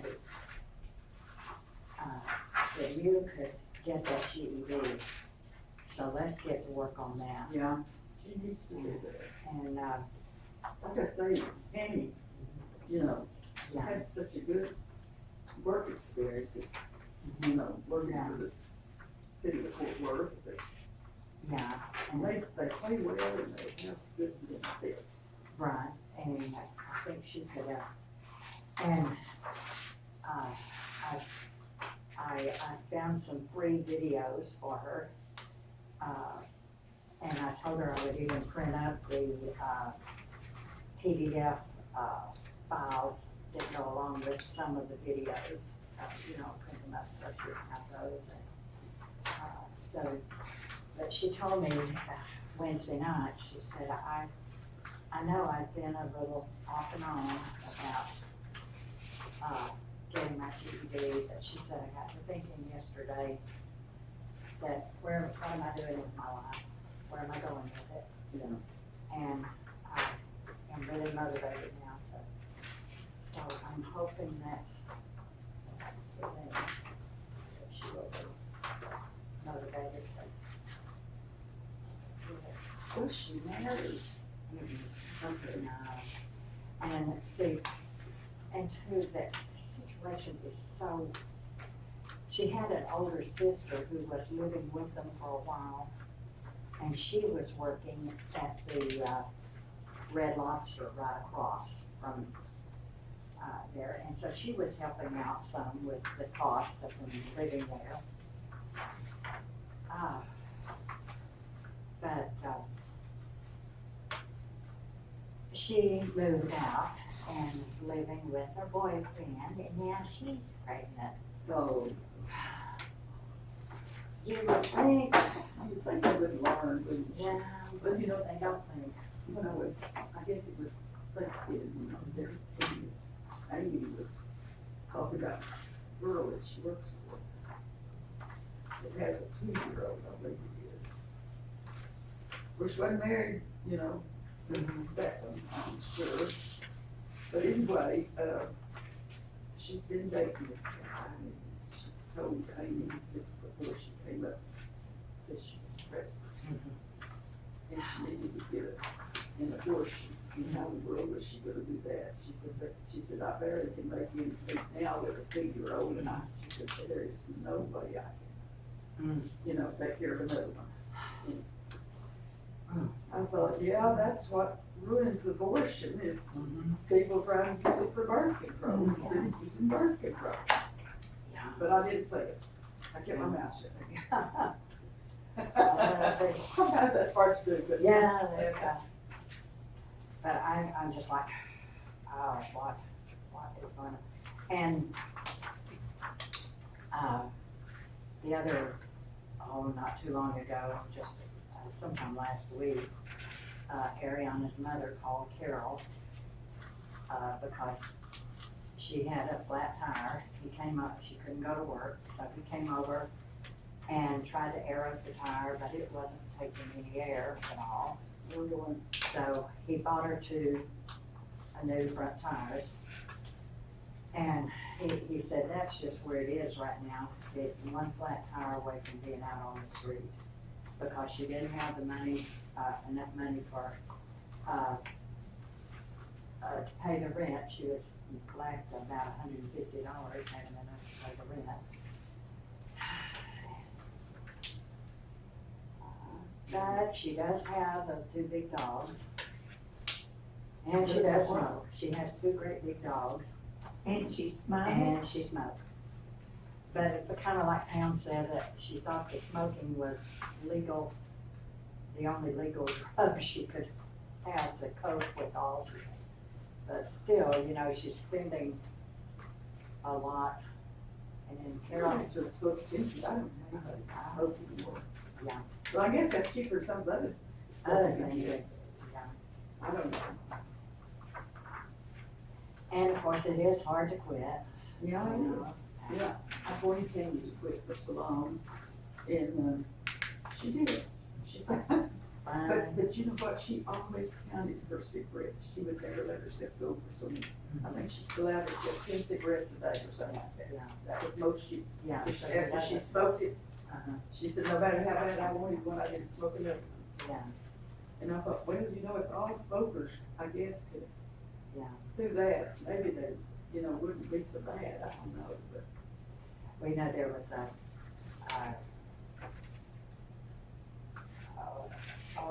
it was on the front page of the Star Telegram several years ago when all gas was going up so much and other things, you know, and it showed a guy standing beside his pickup truck, Smoking cigarettes. smoking cigarette, and it was saying he didn't have the money to buy gas to go to work.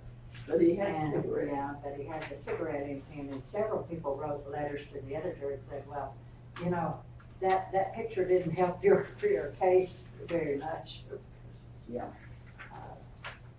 But, and when Hayden and Bethany was still married, and she was in school at Fordham University getting her social work degree, her internship, she had to do some home visits for the children in some kind of after-school care. And she'd go in and they'd have, kids wouldn't have hardly anything to wear or to eat. Mm-hmm. But they have a big screen TV and Cigarettes. cigarettes. And I said, Yanni, if you opened the cabinet doors, you probably would have found beer and wine, Yeah. you know, because mom and dad have got to have Yeah. all of that stuff. And we don't.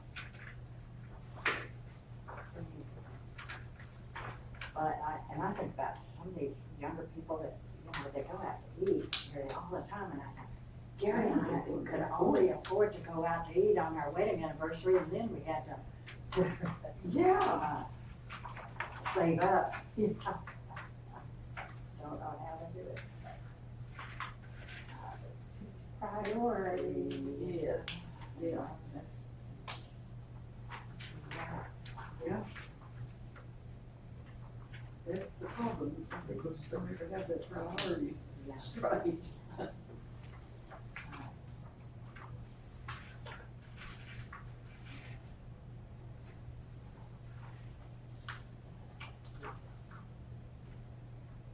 Well, you know, I know my kids didn't have everything that like the past growing up. Yeah. But, you know, they never went hungry. Mhm. And they always had clothes to wear. Of course, I made most of their clothes. Boys, Hard I to made their avoid pants and that. their shirts. Uh-huh. Yeah. Yeah, I made a lot of Hayden's clothes for a long time.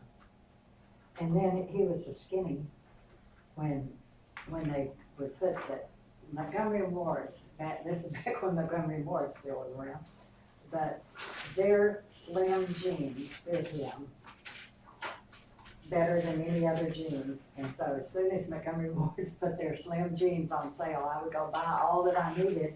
And I always bought them a little bit bigger than they needed, and I hemmed them up for the fall and took the hem out in the spring. But he had to have the slim jeans. They do.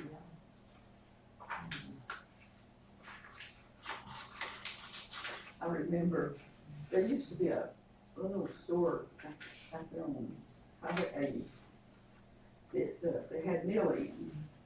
Oh, yeah. And it was really a good place to buy fabric. Mhm. And I would go there every so often, and you know, I wouldn't know what I was gonna make out of this fabric, but I would buy it, you know. Yeah. And I bought this pretty blue plaid fabric, you know, and so Larry asked me one day, he said, what are you gonna make with that? And I said, I don't know. And he said, this was when they had those wide leg pants with the cuffs on the bottom. Oh, yeah. And he said, make me a pair of pants out of them. He said, then I'll have some that nobody else will have any alike. And I said, okay. So I made some pants. And then first day he wore him to school, he said, guess what? I said, I don't know what. And he said, well, our kids in school had a pair of pants that same fabric. I So said, that mom, I said, did his plaids match in the vaccine? uh-huh. And he said, I don't know, I didn't look. I said, next time he wears them, look. Yeah. Because I said, yours match. Yours match, yeah. And he came in one day and said, guess what? They don't match. His plaids don't match. Yeah, that was the thing, boy, you had to make sure those plants matched. Yes. And now you go in and ready-made things, the plaids don't match or. Well, they both were ready-made. That kid had, but Yeah, his match. they don't match. Oh, I thought that's funny. Yeah, yes, Well, we've really gone down on this stuff. I think I told John 300, so we may want to stop after fall and hear. Oh, well, what else have we got to do, Sarah? We're working for the Lord. Yeah. I told Pam, after I got all that mess of quilts quilted this last bunch, I haven't done anything. I just sit around and read and all this kind of stuff. Well, that's good. Reading is good. Yeah, but I've got to get back in the groove. Well, I can't decide what I want to make. I told Peyton that I was going to finish his scarf on the way out to Lubbock and back. I said, I'll probably have it finished by then. I've got it a little more than a third finished. And it's made with a real thick yarn, so it works up pretty quick. But then it's yay long, so. Yeah, Takes a I made Sarah some scarves one year. I don't remember if I knitted them or crocheted them. I think I knitted them, or maybe I did both. Anyway, she wanted some scarves, so I made them for her. And I asked her one day something about, I said, you enjoying your scarves? And she said, oh, the boys are about taking them over now, they get little. yeah. Then, I said, oh, well. I said, at least somebody's using them. She said, that's true.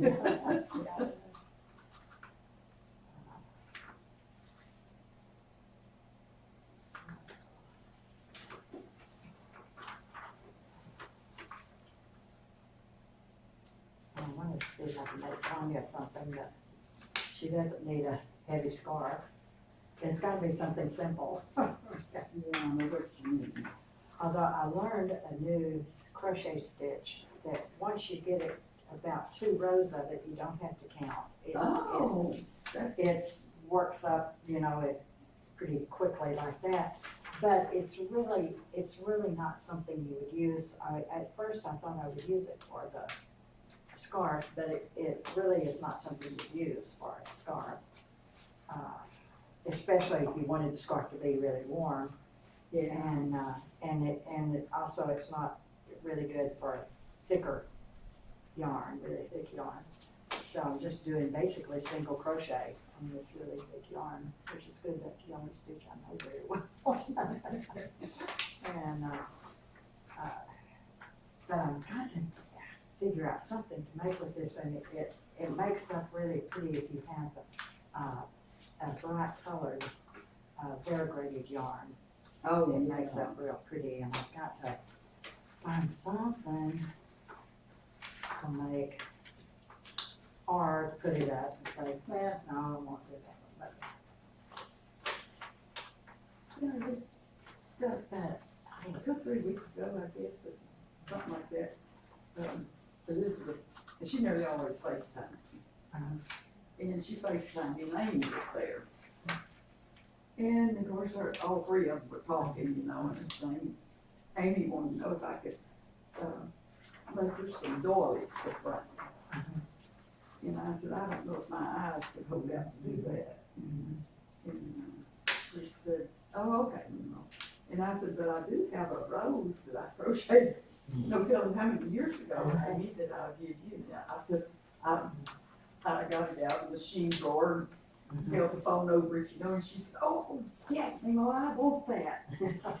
I said, okay, it's yours. It's yours. So, but, and then I showed her the one that my grandmother crocheted, the last day or so before she passed away. Mama and, her grandma's youngest daughter was real close friends, and they stayed with her at night. And they, of course, they took their crochet, you know. And she said Grandma was sitting there in her bed, you know, and she said, well, give me some thread and a crochet needle. I think I can crochet still. And she made this little round medallion. And she died the next day. And Mama gave it to me. Yeah. And I put it on a piece of velvet and put it in the frame. And then I wrote Carolyn was one made to do that. And she said, now write on a piece of paper and put it in the other side of the frame. It was a double frame. And tell who made it. Right. And I did. And I thought, I need to give that to Amy too, but she's the one that don't take real good care of stuff, and I kind of hesitate, isn't that pitiful? Maybe she's getting better, I don't know, she's getting old enough to get better. She'll be what?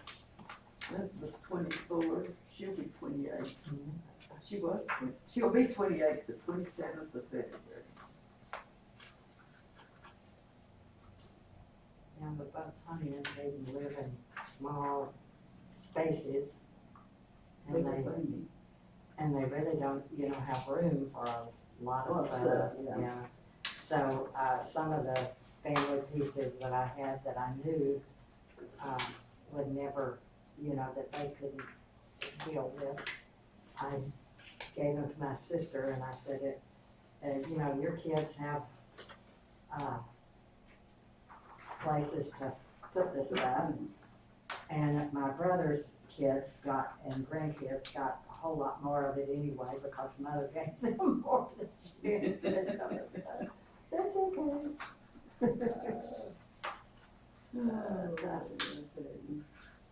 So I thought, well, that's what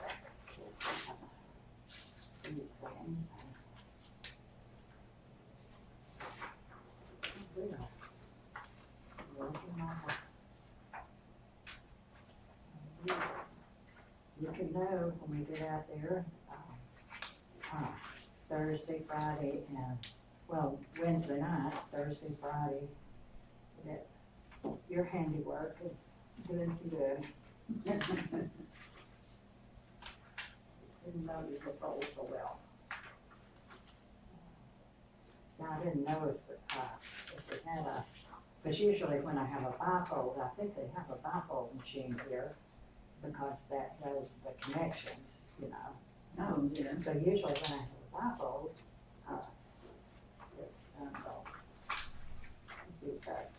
this friend that goes to a lot of lectureships told me last year, and I was going to, because we were planning to go to, Free Hardeman last year, but then I got the gallbladder medicine. Oh, excuse me. Stuff like that, you miss it. Yeah. What you planning on it? But she said people are not going to read as much as what you've got on that bifold. You need something that's just, of course, there's still a lot of words on this, but you can read a little part of it at one time and then another little part. And Jean just caught 3 mistakes in this one, so I guess I'm doing better. Is she feeling better? Yeah, she fell again, but didn't hurt anything. She's having physical therapy still, and they are planning to go sometime in the spring to California. And that's why Jerry was picking up some more books. And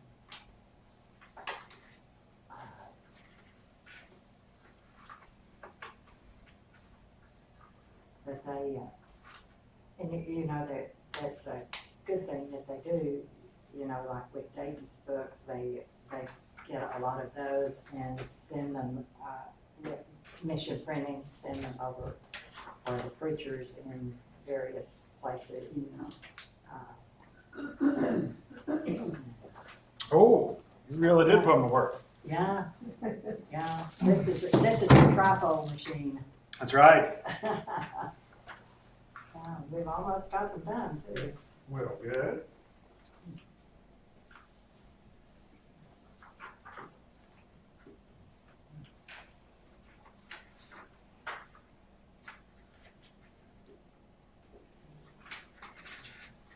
Kind of hard to tell sometimes that's how this is live, whether you're.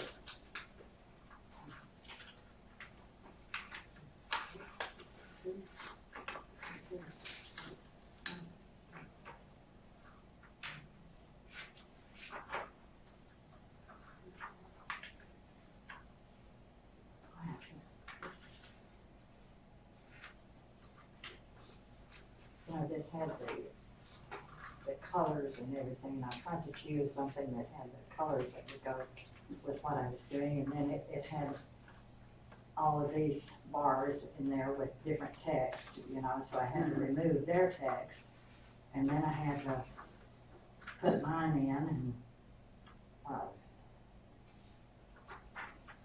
try to get everything lined up. And with my eyes not working as good, but I have a large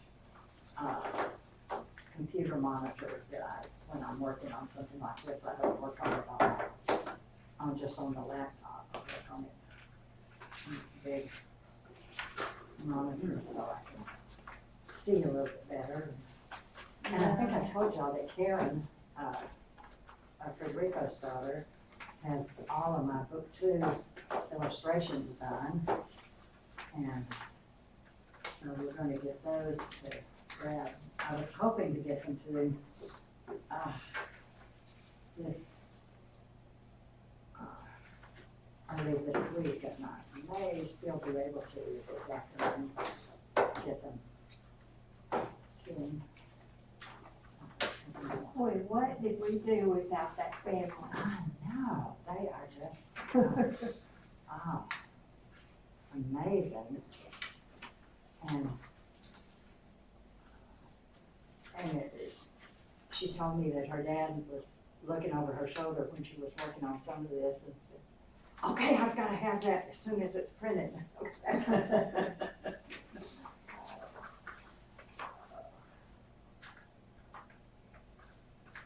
I'm just happy to know that people can use it.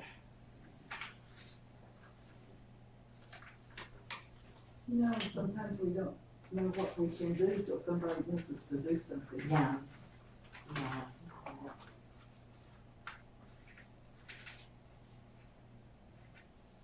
And then like Jean Coffey, see, I've known Jean for quite some time, but I didn't know that she was as good at proofreading and all like that as I've she is. never been good at proofreading. And she volunteered when I was just working on the first book. And it was really funny when she took some of it and we sat down with it after she'd gone over it. And of course, I was an English major in college too, math and English. And so I knew grammar rather well, but I found myself being kind of defensive, you know, at first. And then I thought, Sarah, my goodness, why are you being defensive? You don't always do everything perfectly. You know, I have noticed, since COVID, the books, I check them out on,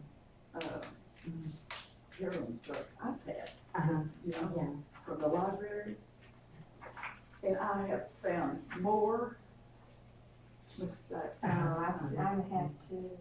And I don't know if they just don't have the people anymore or what. Yeah. Or they don't have Jean.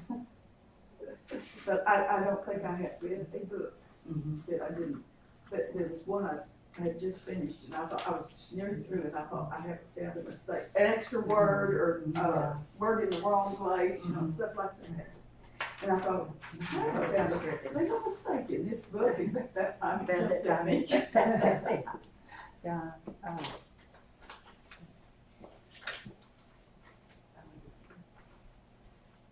Of course, when there are words left out, it's real easy to put it in, you know, when you're reading. But, kind of know. but I have just, that's something I have just really noticed. But I had never seen that many mistakes in books before COVID years, which seemed rather odd.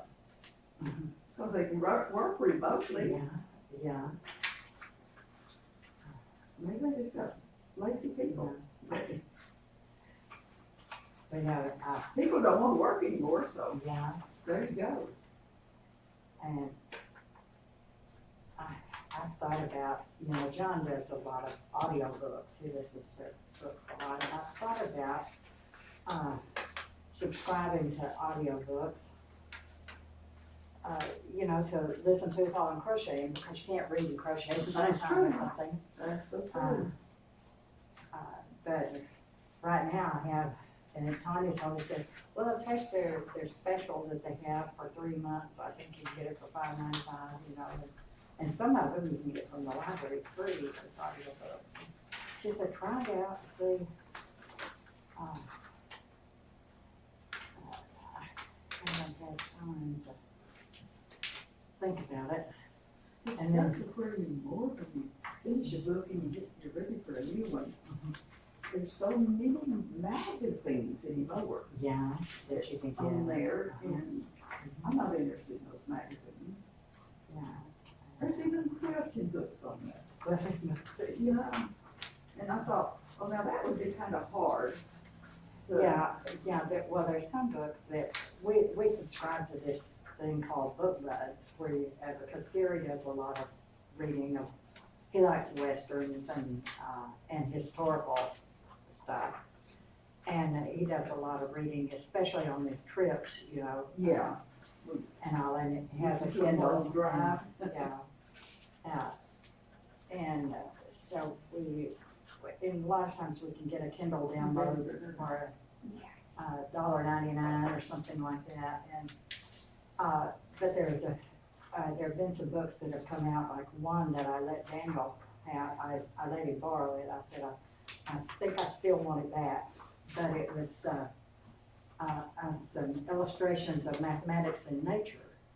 Well, that wouldn't work very well on a Kindle or, you know, but I was able to find it. It usually sells for close to $40, but I was able to find a used copy, or I think it was 18 or something like that. Because it makes a really pretty, like, coffee table book. But I thought, yeah, but who would want to come over and look at that? But I'll show them. But I told her, I said, you could use this, show it to your students, but I may want it back. But there was one famous saying by some important person, I forgot who it was, in there that says, all life is biology, all biology is chemistry, all chemistry is physics, and all physics is mathematics. So your conclusion is all life is mathematics. I laughed at Elizabeth when she was, I guess she was a senior in high school. She was tutoring this little girl in math. And she said, the little girl said, Elizabeth, you're so smart, you should be a teacher. And Elizabeth said, no, I have no desire to be a teacher. And she said, but you're so good at it. And she said, of course, she'd heard me make this remark, and she said, oh, I'd probably be just like my grandma, Mom. I'd probably kill them all the first day. Yeah. But she asked me one time, if you had gone to college, what would you major in? I said, well, I probably would have been a teacher, you know, if I had gone. But I said, that would never work, and she said, why? And I said, well, I'd probably kill them all first day. Oh, she thought that was so funny. Yeah, my mom would probably have been a teacher if she had taught us, because she, Well, you know, back, 70 years ago, yeah, there wasn't a whole lot for women to do do, anyway, yeah. you know?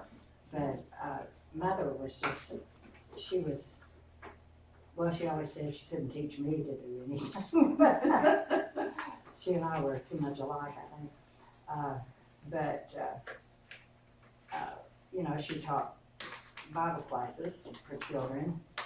And then, even after that, in 4-H club, she taught, cooking and sewing for the little kids, you know, the little girls, and, you know, so she probably would have. And in fact, when Gary's parents, when his dad was in the hospital for 2 weeks right before he died, we had to just pull the kids out of school. We were in Houston, and so we just had to pull them out of school and come on up there. And the little high school where I went had closed, but they still had the library up. You know, it had closed and consolidated with another district, but they still had the books in the library. And so Mother went up there and got books on, well, good books on Tanya's level. Tanya just read what she wanted to, you let it go. But she got books that, say, Peyton was in 1st grade, and he was in the lowest reading group, and I was so upset, because Tanya had blown the top out all the time, and the teacher had told me when I went in, she said, Mrs. Fallis, that's what they come to 1st grade for, to learn to read. He'll learn to read, just be patient. But while they were there that 2 weeks, Mother got books from the library that were, you know, on a child's level. And guess what? He read. And when he came back after this 2 weeks out, and then the Christmas break, because it was right before Christmas, when he was back in, he was right in the top reading group. And well, he must have decided to read for Granny. That must have been it. You know how they'll do things from there. But You know, my youngest son could not read or read, but he was one of these kids that, 1st grade, they thought they had enough kids for, 3 teachers instead of 2. Because they had more than they needed, you know, 2 teachers, but they didn't. It ended up, after 2 weeks, they didn't have enough students for 3 teachers. So the teacher thought it was better if she just, nothing was said, and she just left. But those kids walked into an empty school, classroom. Desks were gone, everything. And the teacher, and she was one of these teachers that when she walked in the room, all eyes were on her. She was that kind of teacher. And he was just, you know, he was just really doing great, you know. And him and one little girl, they said it was, they just shut down. And his teacher she was a real sweet lady. And I told her, I said, he cannot read. And she said, yes, he can. And I said, that child cannot read. She said, well, I walk up and down the aisles all the time and I hear him reading. I said, he is not reading. I don't know what he's doing, but he is not reading. Oh, shush. I never convinced her. So then when they started doing cursive, I said, I tried to make him make his O's right, even when he was in 1st grade. Well, it was before he was started, it was still in 1st grade. He made his O's backwards and his E's backwards. He did it backwards, you know. So he went from the bottom, that's what he did. And his O's he made backwards. And I told her, I said, I've tried to make him do it right. And I said, you need to make him do his O's right. And she said, no. I said, in printing, no. But I said, when he starts cursive, it will. Yeah. And she said, oh no, you'll be just fine. But when he was in the Navy, I tell you what, Sometimes it took me 3 weeks to figure out all the words in his letters. Yeah. His handwriting was atrocious. And he still made his own backers, even, I don't know how in the world he ever hooked them together. I really don't, but he did. When my Tanya started writing so soon, she was writing her name and it's 2, you know, printing her name at 2. So she started writing so soon that her printing was, you know, it looked like a 2 or 3-year-old had done it, but that you could read the letters, you know. So I don't know how, but both of them write so small, as you know. Oh, yeah. Oh, yeah. Yeah, Peyton typed her a thank you note because he said it. His writing was so atrocious. Yeah. Their writing to me.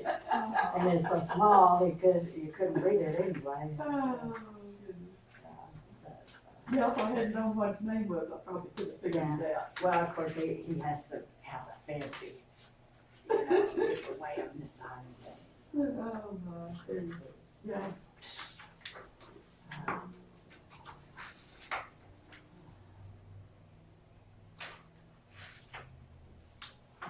I had 2 kids that I don't think ever forgot anything they learned Mhm. in their lives. And that was Scott and Billy. And Billy was the one that never did homework. Never. He brought a book home one time, and the only reason he brought it home is because his teacher made him bring it home.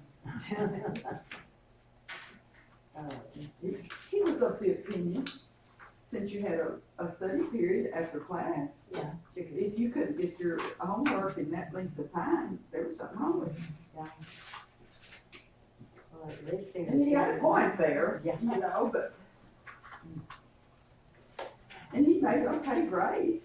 He wasn't, and he could have been a straight A student if he wanted to, but he didn't care. Yeah.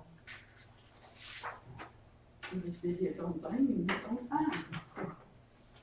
But he never forgot anything. That was what always amazed me about those 2 boys. Once they learned it, they never forgot it. Well, I've forgot more probably than I ever learned.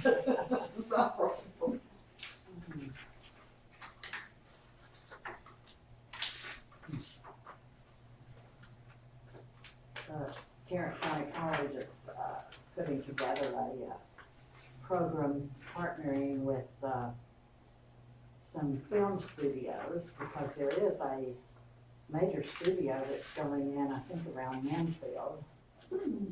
So we're partnering with them to, you know, because there are people that work in film that do a whole lot more than just the acting or yes. directing and all like yes. that.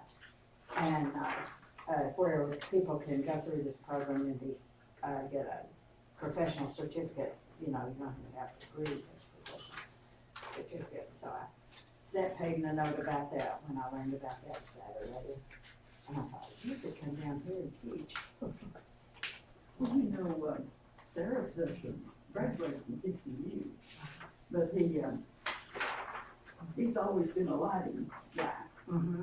Yeah, so you need that. And, let's see, it was before, was it in spring? I guess, they had an opening at TCU to teach lighting. Mm-hmm. And he applied for it and got it. Yeah.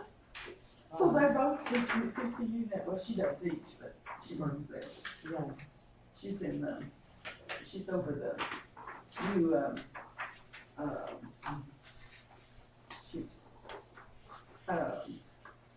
medical students. Works in the medical students, what she does. I don't know exactly what she does, but she said she has all the new medical students. Hayden teaches off and on a workshop for high school students, you know, just like a 3 or 4 lesson workshop. And one in writing and then one in acting. And he likes the writing one better. She said in acting, you know, there are a lot of things you do that are not just acting. because you learn to control your breathing, you learn to control your body in certain ways. And he said, first day I came in, said, okay, everybody on the floor and start breathing. Yeah. What are we doing this for? Because I said, get on the floor and start breathing. I thought, whoa, I don't know if I want to be in their class. But, you know, they think it's all gonna be fun and games. Glamorous. Yeah. Yeah. And it's not. It's not, yeah. Yeah. You gotta put work in everything. Oh. And I had always, you know, when NCIS New Orleans was on, I always liked the New Orleans because I just New Orleans has always been kind of interesting to me and everything. But Lucas Black, the character that was on there, to me, it seemed like he was, I decided that he was a Yankee trying real hard to have a Southern accent. And I said something to him about it. He said, no, he's from Alabama. Oh, And I said, well, he's not all that good. I said, you could do better than that. Well, the other day we were watching the movie and Lucas Black just happened to be in it. So Gary texted him and said, we're watching this movie and Lucas Black is in it, and Peyton texts back, Mom hates Lucas Black. But I told Peyton, I said, I think you could do a better job than he does. He said, remember, Lucas Black has a mother too.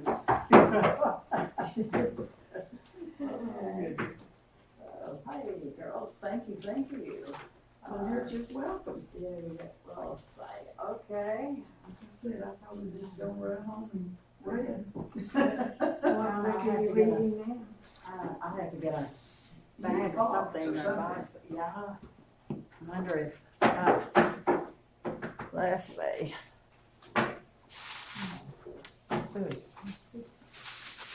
Oh, what's this that John has over here? This is pretty.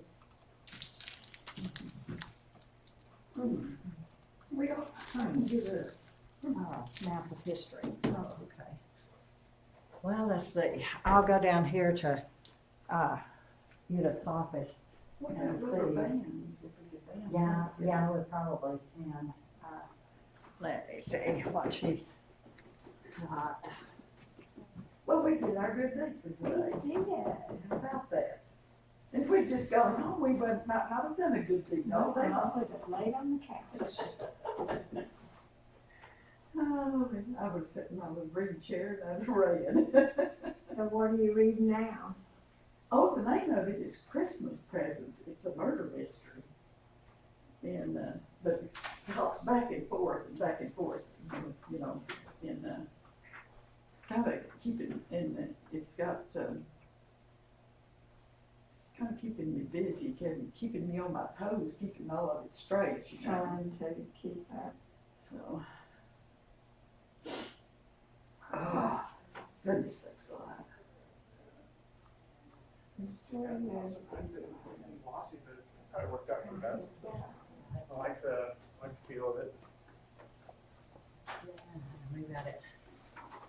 Oh, How many paper cuts you got, Pam? I don't have any. Oh, it's that good quality paper. I didn't get one either. yeah, we did too. Yeah. I can sit on them. They want to be puffy, don't they? Yeah. But I think that'll kind of, the color will get attention and the title, you know, people will be like Pam, think, well, yeah. Yeah, We lost him, it's the thing. what about plastic? Yeah, John's got some, boxes back there. Oh, well, Yeah. that'd be better box. Yeah, A box, yeah. but he said there was boxes back there, so thank you. You are just welcome. Yeah. That would have taken you 3 times as Yes, long. it would have taken me 3 times as long. Like I told Pam, we'd just gone home and just done nothing, you know. Yeah. Trying to find something that wasn't, you know, the other boxes, most of them are paper boxes. That would be way too big. Yeah, But this one might be a little bit better size. yeah. Not in the best shape, but it'll get you down the road. Managed to Yeah. get hard. Oh, that's really tucked in there. That has those in it. Oh, another thing, I was needing to see if there was a, what am I trying to say, tablecloth, a rectangle tablecloth. Yeah. Yeah. Good. Yeah, cause I have a lace tablecloth and then I have some plastic that goes under it, but I think the plastic is a mess. Well, let's see what we got. Might be able to fit it all in one. Yeah. Yeah, put it right in there. That'll work. It won't hurt to slide a little bit. Yeah. Well, yeah. Hey, you guys are special today. Well, hey, you are too. Thank you. Thank you for what you do. Appreciate that a bunch. Oh, that box says crochet and lace ornaments, ribbons, bows, gold and white snowflakes offer. Okay, well, on this end, it has, oh, no, it does have, no. Yeah, it says decorations. Somebody really Yeah, did it good, didn't they? yeah, let's see. They were trying He to said get they it were. all organized. Uh-huh. Yeah, I thought we found this one.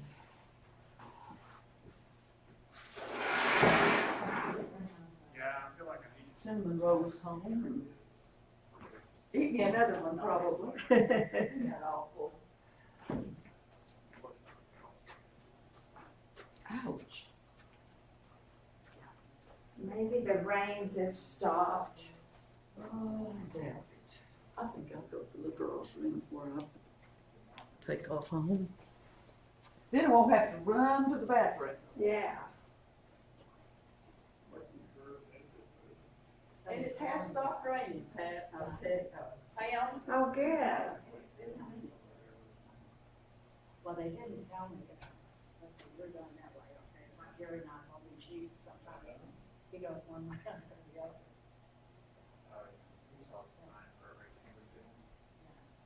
But,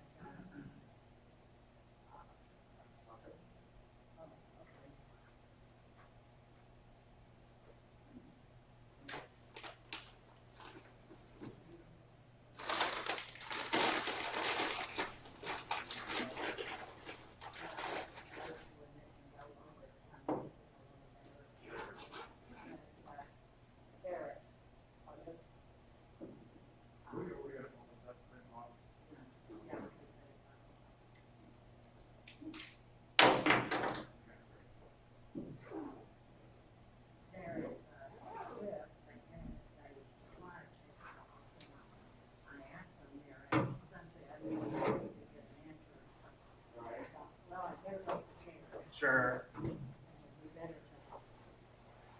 Yeah, you gotta have that tablecloth to hide all your stuff under the table. Yes. Yeah, they'll just go right on top.